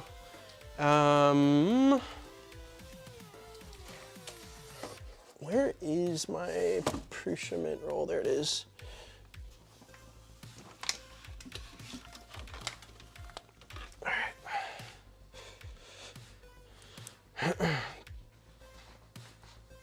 All right. Hey, Maker Viking. It is only vibrations which can be a factor. Yeah, there's this frame is so small and rigid that I don't think that it'll be an issue, any flex or vibrations. If it was a bigger frame, or if it was like meant to be a speed demon, this thing, then yeah, I'd probably load filament. I would agree with that for sure, because PETG does have definitely more flex.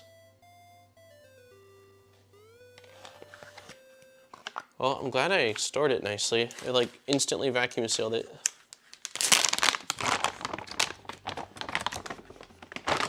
And this is like, I was saving this for something special, and I would say that this is something special. This is gonna be a sick project and build once it's all done.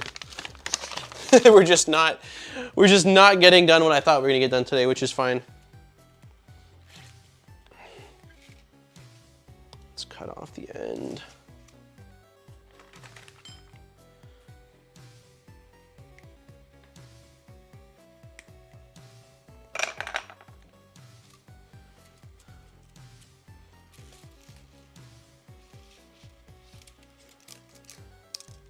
I don't want this spool to fall off my desk. Let's go.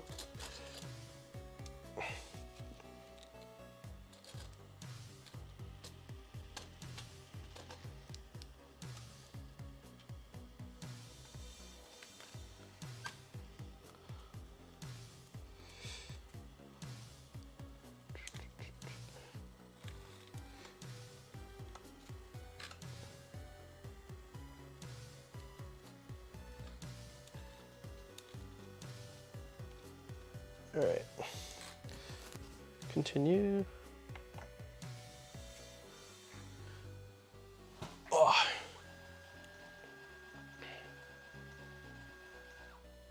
I don't think it loaded the filament. Oh, is there filament?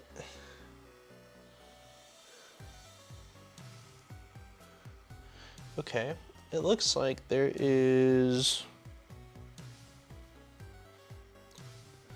This, you know what? This must be the filament. Okay, let's do this. Is color correct? Retry.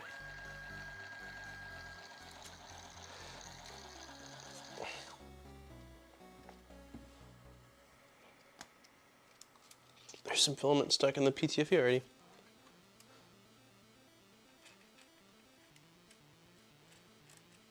The only reason why I'm not printing it on the MK3S is because it's printing out all the parts for the camera jig, or camera jib.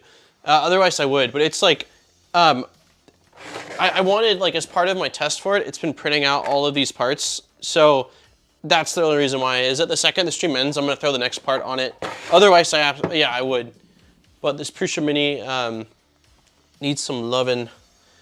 I think I have to take off, I think I have to take this guy off to get the filament out that's freaking stuck in it though. Is this the right size wrench? Yeah.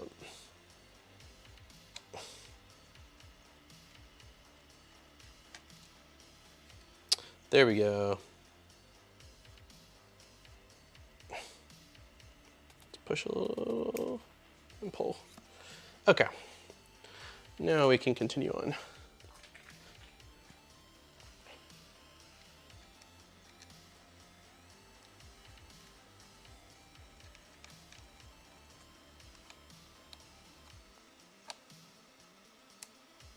Nope, too tight. All right.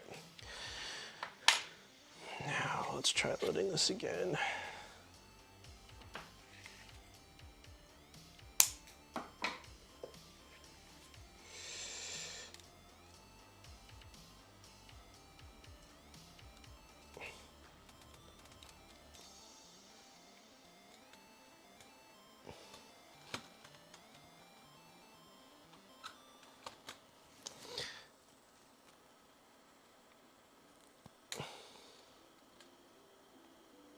Okay, let's try it one more time.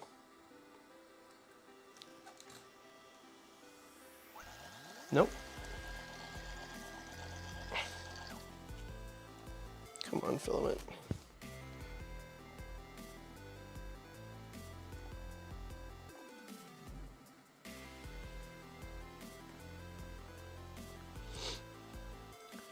It's kind of awkward working in this little corner. Let's see if I turn it a little bit. Retry.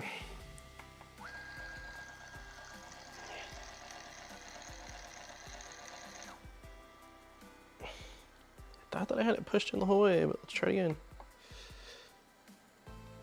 There we go. All right.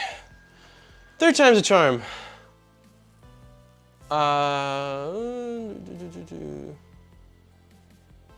Imagine how many times you've opened a fresh, oh my gosh. I know, so many times. I need to finish a lot of these spools. I will say, like, now that I'm vacuum sealing, color correct, it looks pretty good to me. Now that I'm vacuum sealing everything, it almost feels like a brand new spool every time. Okay, so let's go ahead. That's fine. Let's do some screen sharing here. Do I even have Prusa Slicer on this computer? Prusa. I don't have Prusa Slicer on here.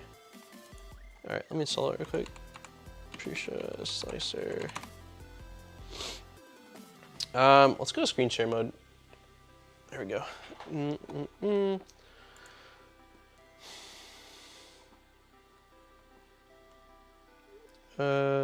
Sure, whatever. Prusa Slicer standalone. Windows drivers and app package full installer. Let's do that.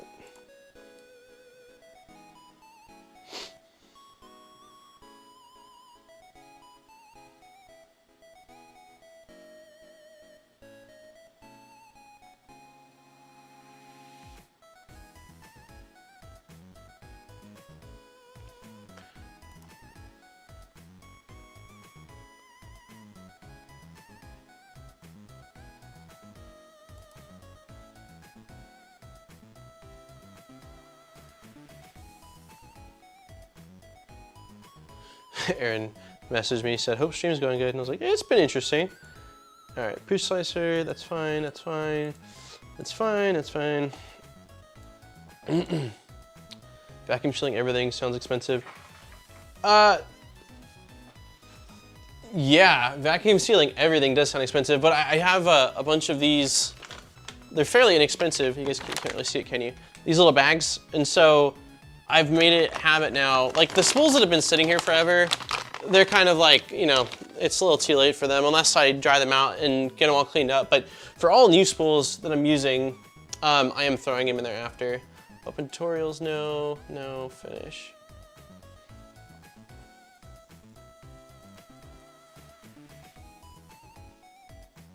Did you get the blockage fixed, Carl? Wait, it didn't open, did it? Prusa slicer. There we are. Okay, so. So we got Prusa Mini, Mini Plus. Okay, cool. No filament would. I think it comes with Prusa Mint Peggy. Yeah, we'll just use their default. That's fine. All right. So yeah, let's grab.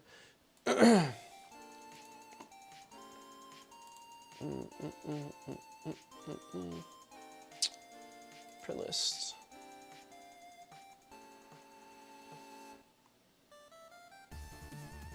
Pretty sure there is only an entire Engravinator repository.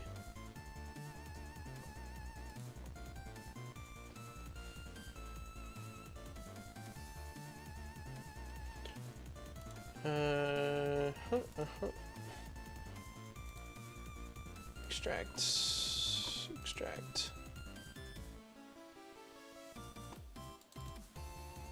MK1, fabrication, 3D printed, it'd be core components. Okay, so let's start off with the two pieces that broke, which were,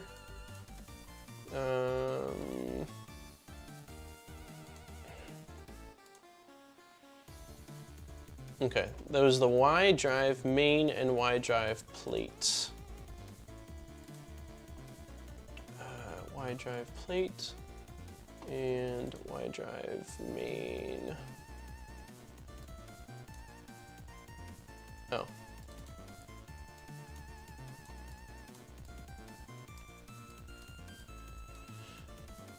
Okay, and then they recommend, let me move chat over here for a second so I can see you guys.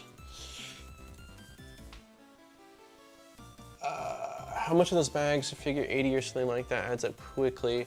That's a great question. The bags are, they are from, I can't think of the name, Ibis. E-I-B-O-S bags. So $16.99 for 10 bags. So they're like, what is that, $1? If they were $1.50 each, that would be like $15. Yeah, so they're like $1.50-ish each. But I mean, they seem to last a long time. Like, well, I don't know if I can fully say that. I've used the same bag for quite a few different seal and unseal cycles, and it doesn't seem to be wearing down. So, I mean, I guess like even if you just get it for, like I don't know if I'm gonna use it for PLAs per se, but like all PTGs are going in there, and nylons and TPUs as a minimum. So, yeah. Okay, now let's go under. Stream Elements seems to be working well. Yeah, thanks. Last night was like, oh man, GFunny, based off our conversation, I'd meant to add him, so I finally got around to doing it. Yeah, I did eventually. It was pretty straightforward, stripping it down. Nice, that's good to hear at least. Yeah, see, it's not too bad. I think it's relatively fair considering what just like a standard Ziploc bag goes for, and these are definitely higher quality in terms of thickness, and they've got their seal on them or whatever for the pump to attach to. What am I doing? I'm sorry, I'm in my mind right now. Print. Okay, 0.4, 0.2. Okay, so I'm just gonna do four shells, 0.2 and 25%, and rectilinear infill. Okay. We want expert mode. Filament settings. Man, I'm so used to using it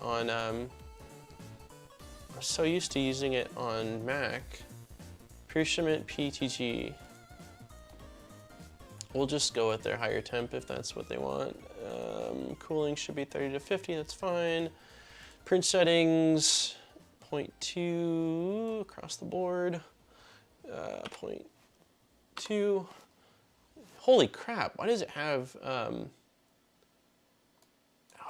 such aggressive, is 7 for the horizontal shells? That's aggressive as a default value. 4 and 4. That's fine. Infill, it said 25%. What did it say? It said it recommends grid? Yeah, grid. And then rectilinear. So let's go grid. I think monotonic is what it said, right? I can't remember anything right now. No, rectilinear. Top and bottom. Okay, that's fine. Skirt will do, because I love me my skirts. Brim, no brim. Speeds will let it do its thing, which is kind of quick, 80 millimeters a second. I'm gonna drop it to 70. I just feel like it's a little unnecessary for functional parts. All right.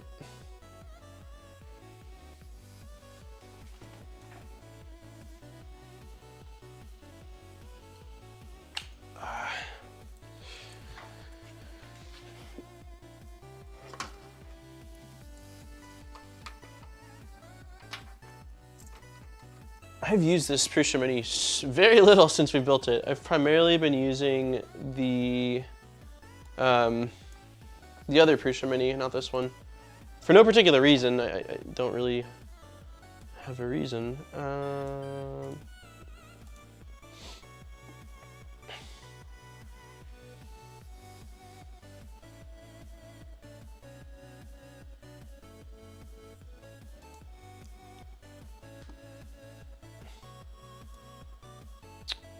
Hey, Leroy.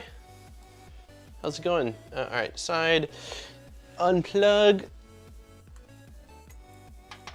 and we'll see how this goes.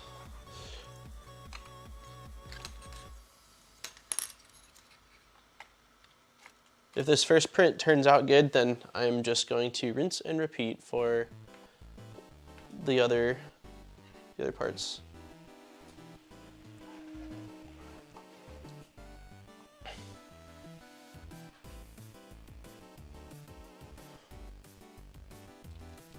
Sorry. I didn't realize. I don't know. Brain fart in there for a sec. Oh man, it's snowing like crazy. Makes doing anything outdoors a hassle. Yeah, it's been snowing for a couple of days here. I can't wait for summer. Where? Hey, Maker Viking, where in Sweden are you? Because my family lives in Gothenburg, and then they have a house in I believe it's pronounced Urust, which is way more like countryside, not a lot of neighbors.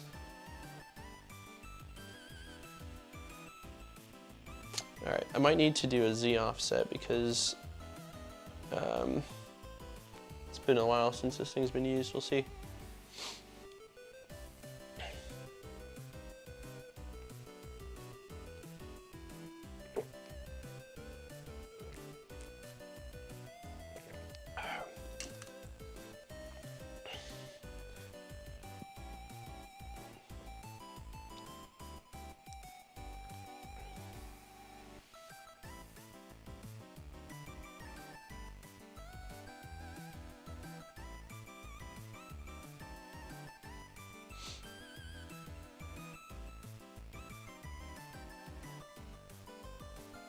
Oh, I just saw that Voron said that he doesn't have internet today.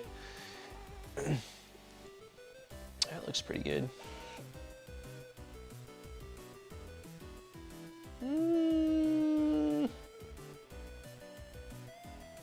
I want it a bit closer.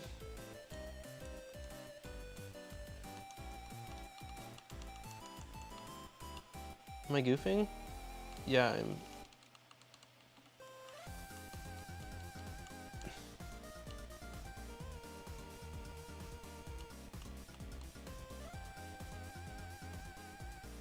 Wait, what am I? No, I wasn't goofing. I was doing the correct thing initially. It didn't look like it was going the right direction. This is way too far away. I'm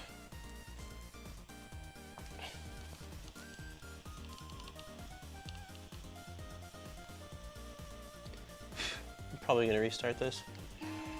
Yeah, that's rough.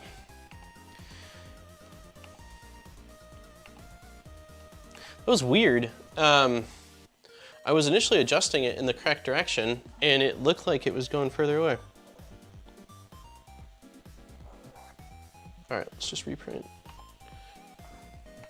It definitely needs to go quite a bit closer, though. I'm in Norway. Oh, neighboring country, though.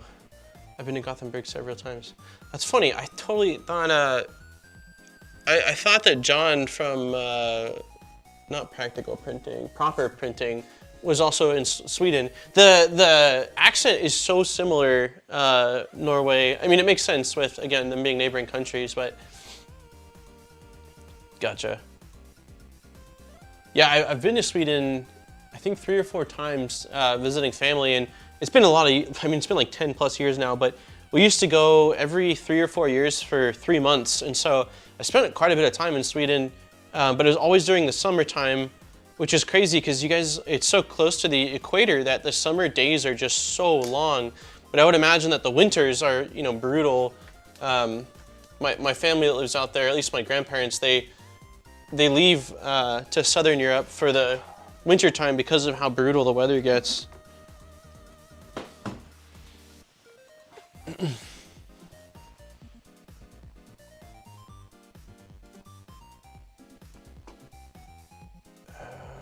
see. All right, let's see if we see if we can get it this time. I still think it's going to need to be closer.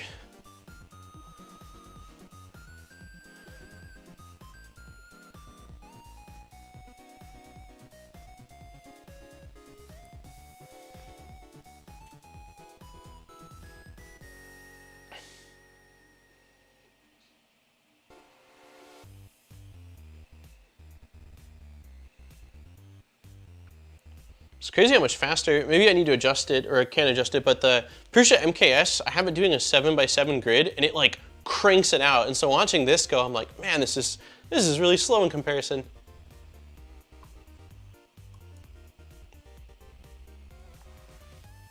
I went hiking to many months ago.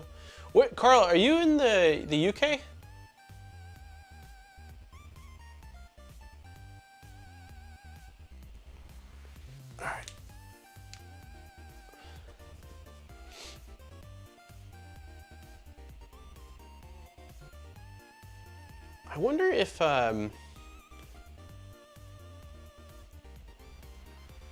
I wonder if when we printed on this initially, we were using the smooth PEI, because it feels like it's pretty damn far off.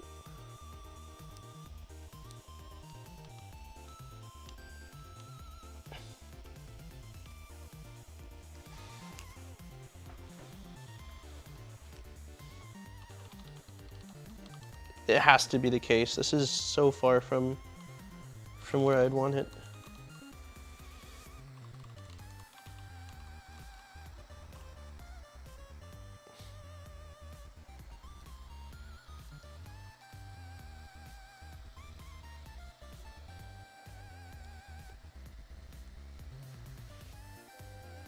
It seems pretty good.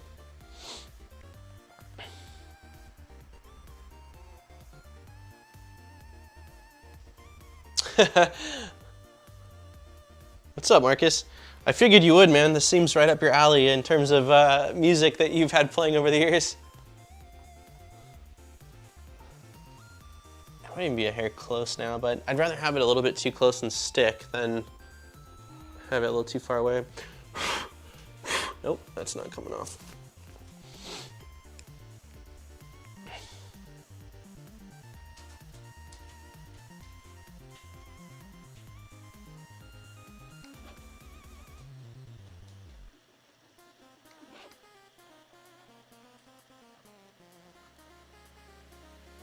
Yeah, it looks pretty good. You guys, let's see if I can get you guys closer. This should be able to zoom. There we go. I can't physically move you guys close right now because so much crap's on this desk, but at least you guys can get a little bit of a zoom. Yeah, I'm in the UK, but lived in Germany for 15 years as my dad was in the British Army. Oh, wow. That's crazy. Man, I have a funny, well, it wasn't funny for me at the time, story. So I've only been to Germany once, and it was when we were, I don't remember exactly what we were doing. Our end goal was Portugal because my uncle had a flat there that he was going to be selling because he was getting older, and it was like on the second or third story, and there was only stairs, and his knees couldn't really do it anymore. So we were going out there, and somehow we ended up in Germany, and I think it might have been when we were driving through to like an airport or something like that. And we stayed one night in this hotel, and that looks pretty good. We stayed one night in this hotel, and it was my mom, my dad, my brother and me, and my grandparents. And my brother, when he was younger, he never ate. And so he would just drink and drink and drink. Like he would always ask for milk. I'm talking like, he would have been probably 7 or 8 at the time. And he would always just drink and drink and drink and say, hey, I need more milk, I need more milk. And so that was what was happening. My parents were frustrated, and my brother wasn't eating his food. And so I got tired of waiting and said, hey, I'm gonna go up to the hotel room. And at the time I was probably 12, maybe I was younger. It might have been the trip before. I might have been younger. Somewhere between 9 and 12 is how old I was, I think. And so I went up to the hotel room and I was watching TV, and someone knocks on the door, and it's the cleaning lady, and I think she spoke English, but not very well. And she like checked something and then said, hey, do you want me to lock the door? And so thinking, you know, yeah, of course I want you to lock the door. I don't want people to be able to come in. And so she locks the door, she leaves. I'm watching, you know, whatever on TV, and maybe like an hour or so passes by and my parents hadn't come back. And so I'm starting to get a little bit worried, like wondering what's going on. I figure, oh, you know what? I'll just go check on them. And so I go to the door to open it, and the cleaning lady had locked me in. I've never seen that before, but she locked me in, and I don't remember whether it was like I needed my card from the inside to open it or what the deal was, but I couldn't open the door. I was locked in. And I figured my parents were gonna come up in the next little bit, and so I went back, started watching TV, and then like another hour passed by, and I started freaking out. I had no idea where my parents were. I was in Germany, you know, I was young, I didn't have a phone and like that, and I couldn't get out. And so what I ended up doing was banging on the door. It was really late at this point. I mean, it was probably 10-ish o'clock at night, roughly. So I'm banging on the door, and there's people yelling at me in German, like I'm assuming neighboring rooms that were pissed off that I was banging, but I didn't know what to do. And I'm pretty sure like at one point I was like even starting to cry. Like I thought I got left in Germany. And then eventually I gave up after some people were yelling and went back and just kind of like sat there.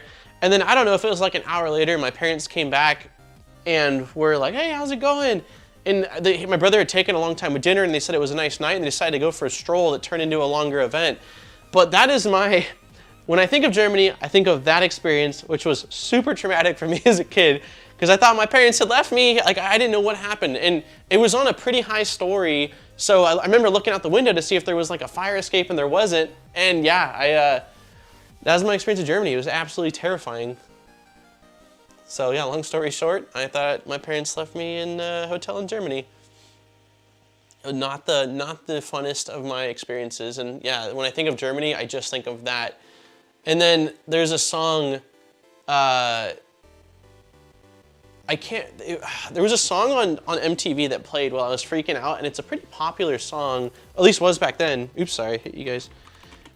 Wake Me Up. It's called Wake Me Up by, it's not Avicii. What is the song? Wake Me Up.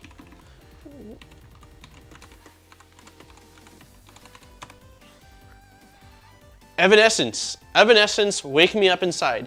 It was the first time I'd ever heard that song, was in Germany, and it was playing on the TV there while I was freaking out. And I mean, I think it's a solid song, but every time I hear that song, it takes me back to being locked into the hotel in Germany, which sucks because it's not a bad song at all. Oh, I really bumped this, didn't I? Sorry, guys. But yeah, it's funny how, you know, songs can be tied to events, and for mine, it was a super sucky event.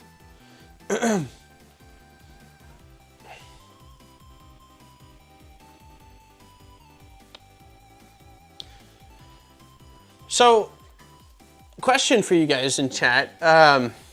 When we did the Octo Clipper video or live stream, maybe a month ago now, or 3 weeks ago, and we had internet problems, we didn't get very far, and I ended up figuring it out off stream. I had someone comment on the video saying like, hey, I jumped through this whole video to figure out how to do this, and like, you didn't actually do it. And so I ended up removing that video completely based off that point. But my question is, in this situation, because of the fact that we didn't really, I mean, like, there might be some things in this video that would be useful in knowing like, hey, make sure you check the dimensions on this, or make sure you check that the bearings have enough spacing. But like the title right now is currently like, you know, build of this printer part 1 frame, which we didn't do at all. So do you guys think it would be better to have the video stay live, or like upload so people can watch it, but maybe just change the title to discussing, like, you know, like chatting about the Engravinator, or like just a print and chill stream type thing? Because I'm thinking like, it kind of makes me sad to remove it just because we didn't accomplish what we wanted to, but I also don't want, like, I want these to be useful for people that need to reference things in the future. In this video, I think, you know, the title doesn't depict what you'd actually be getting by watching the video on demand after. So I'm curious what you guys think would be the move. I'm thinking probably just renaming it seems like an appropriate thing to do.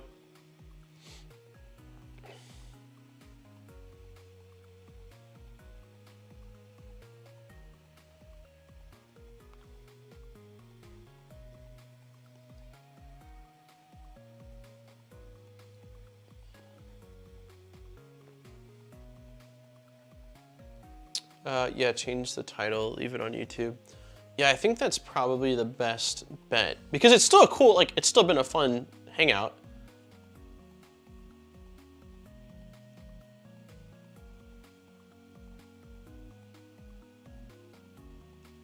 I vote to not remove and change title. Okay. All right, that's 2 for that. Changing title seems the way to go. Yeah, that's what I'll do then. I just felt bad, and like, I kind of, in that moment when I saw that comment, instantly was like, yeah, I'm gonna take down this video because it didn't accomplish like what we wanted to. And yeah, it was like a hangout, but I didn't see like what value it would provide by leaving it up. But in this instance, like, because we did cover some things and it was a fun hangout, like, I think it seems silly, because part of it too is sort of like documenting, right? Like the transformation of the channel as it grows, and like the setup changes and stuff. So it's always fun to have them to look back. That's also a valid point, Lisa, because I do get people all the time that ask me, or like they get sort of disheartened when they have issues and like feel like things just work out for me, which is totally not the case, as you guys see on live stream. I run into issues all the freaking time. They just don't all make it into videos because, I mean, there has to be a purpose for it into making a video. But in this way, at least, like, if nothing else, you know, people can see like, oh, okay, well, you know, he had also some troubles with this part of it or that part of it. So I do like that element of it because I try to stress that, again, you know, things happen to everybody. It doesn't matter how long you've been printing. Like 3D printing is definitely part science, but there's a little bit of magic that goes into it every time. So that's what we'll do then. We'll swap the name on it. This is where the pull option would work. Did you say that you found that there was a way to do pulls with the bot, or no? In the past, I think I've seen people just go to, I just had to use a cutoff wheel on a Demis to shorten the rod so I can install the highlighter. It makes me feel like it's not just me. Gotcha. It's not just you, Lisa. Trust me. I'm sure when we do the switch wire build, that will run into some things. Although Nero said, like, watch, you'll see how easy it is compared to the Voron Zero, but we'll see. I have a feeling things will still go wrong. Especially because now I'm going to be trying to install the stealth burner housing, at least, that the instructions aren't going to fully align, and then I'll be like, what do I do? So I'm sure I'll run into issues with that too.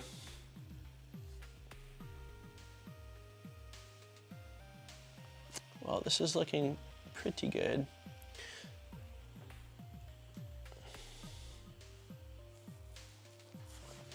Let me check something here. So this part, ow, freaking the wind outside has me all staticky.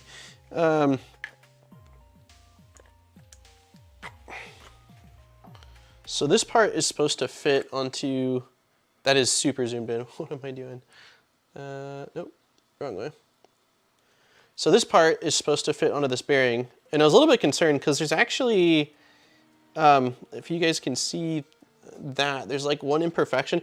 It's not, it's kind of around the whole thing. It's actually a bulge where I'm wondering, let me see the light, there you can see it. I'm wondering what happened there, because it's not a layer shift, but it almost seems like the Z had a slight issue on one end, or maybe like it was slightly over extruding, but I was worried about this. I mean, I could always clean it up, but it still slides down it, and well, it's supposed to slide down the end, and then spins. This is part of the rotating portion of the camera jib, so it seems like we're still fine.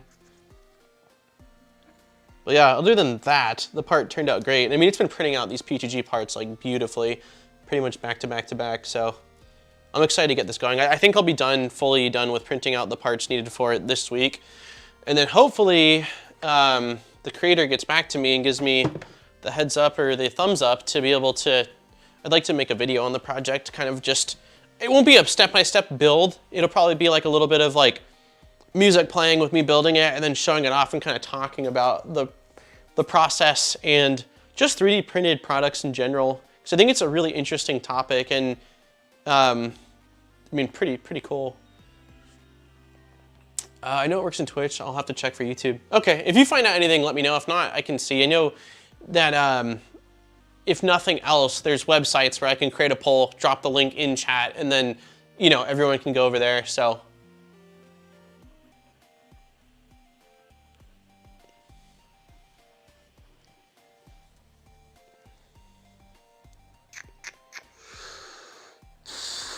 Well, we'll probably hang out for like another 15 or so and then maybe call it. You know, again, a very different hangout. I thought by now we'd have the frame done, the X carriage would be rounding the corner, and then, you know, we'd be further along, but it is what it is. And actually, I initially wanted to print out these parts in the Persimmon Orange because if you look at the actual, I don't know if this was in Persimmon PTG or not, but I think it might have been. Let's see if I go to desktop. Can you guys see this? I think you guys can. Yep. I really liked the way it looked when I initially saw this in the orange and orange, but I didn't have any orange filament at all. And at the time I was like, well, the Persimmon's not going to be here for a while. Because I started printing the parts for this out before the Prusa MK3S Plus showed up, which is when the filament showed up. So it's kind of like coming full circle now, where I'm like, oh, I should have just waited. But to be fair, if printing out the parts for this allowed me to, look at this one. Printing out the parts for this allowed me to run into the error that allowed me to make the video showcasing that the Prusa slicer had sliced incorrectly and had completely removed a G-code line, or that, you know, when it saved over to the flash drive, it didn't write that. So that was something kind of cool that came out of the initial batch of printing. That's definitely a little bit over extruding. It's probably because my first layer is a little bit too close, but I always print with my first layer a little bit too close. I know in Prusa Slicer, you can adjust it where the first layer, like first layer is 100%. Well, you can basically change it where the first layer flow can be whatever you want, and then the remaining layers can be whatever flow. So I might need to do first layer at 100%, and then the remaining layers at like 99 or 98%. Unless it does that by default. I think someone, let me see here. If I go under,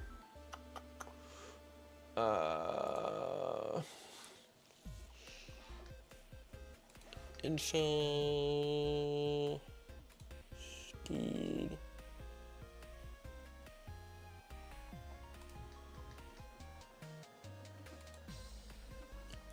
Let me check. Okay, let's go back to desktop. If anyone knows where it is, let me know. So these are temps, fan speed, it's all cooling. Filament override, no, it's not there. Diameter, density, nozzle. Wait, weren't we just there? Yeah.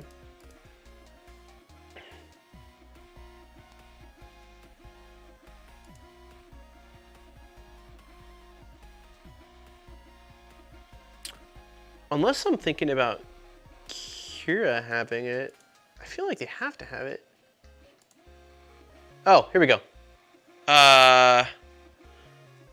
So default extrusion width. So 0.45.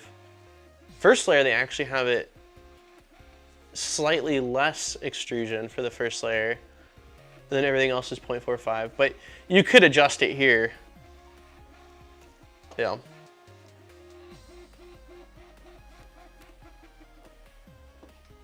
It must have been Cura that I played around with. It was definitely easier to find in Cura. There's a beta update to Prusa Slicer now with some bugs fixed, version 2.4.1. Oh, good to know. Yeah, that is good to know.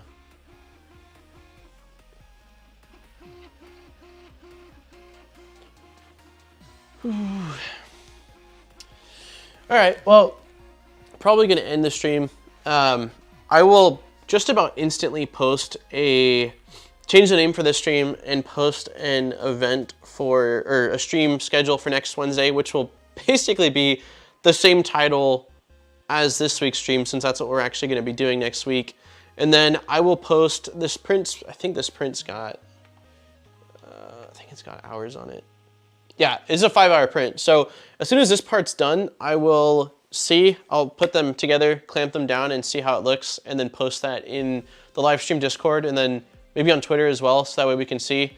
And then again, based off that, I'll either make some adjustments and reprint until I find the sweet spot, or we'll just go full steam ahead and start printing out the rest of the parts.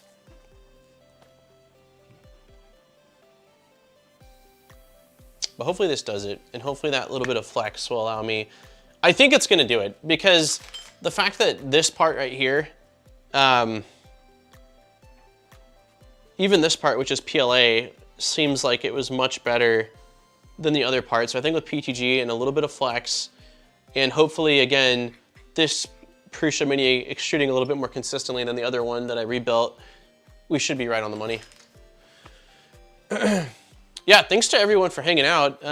Again, you guys are awesome. I always appreciate everyone's positivity, and we can't win them all. Like last week's stream was super smooth, and there were definitely some things that anytime I have something that happens, I always try to, take that thing and then not let it happen again. And so for future reference for myself, because I've only, the only projects I've really self-sourced are the Voron 0 and now this, that were like big projects.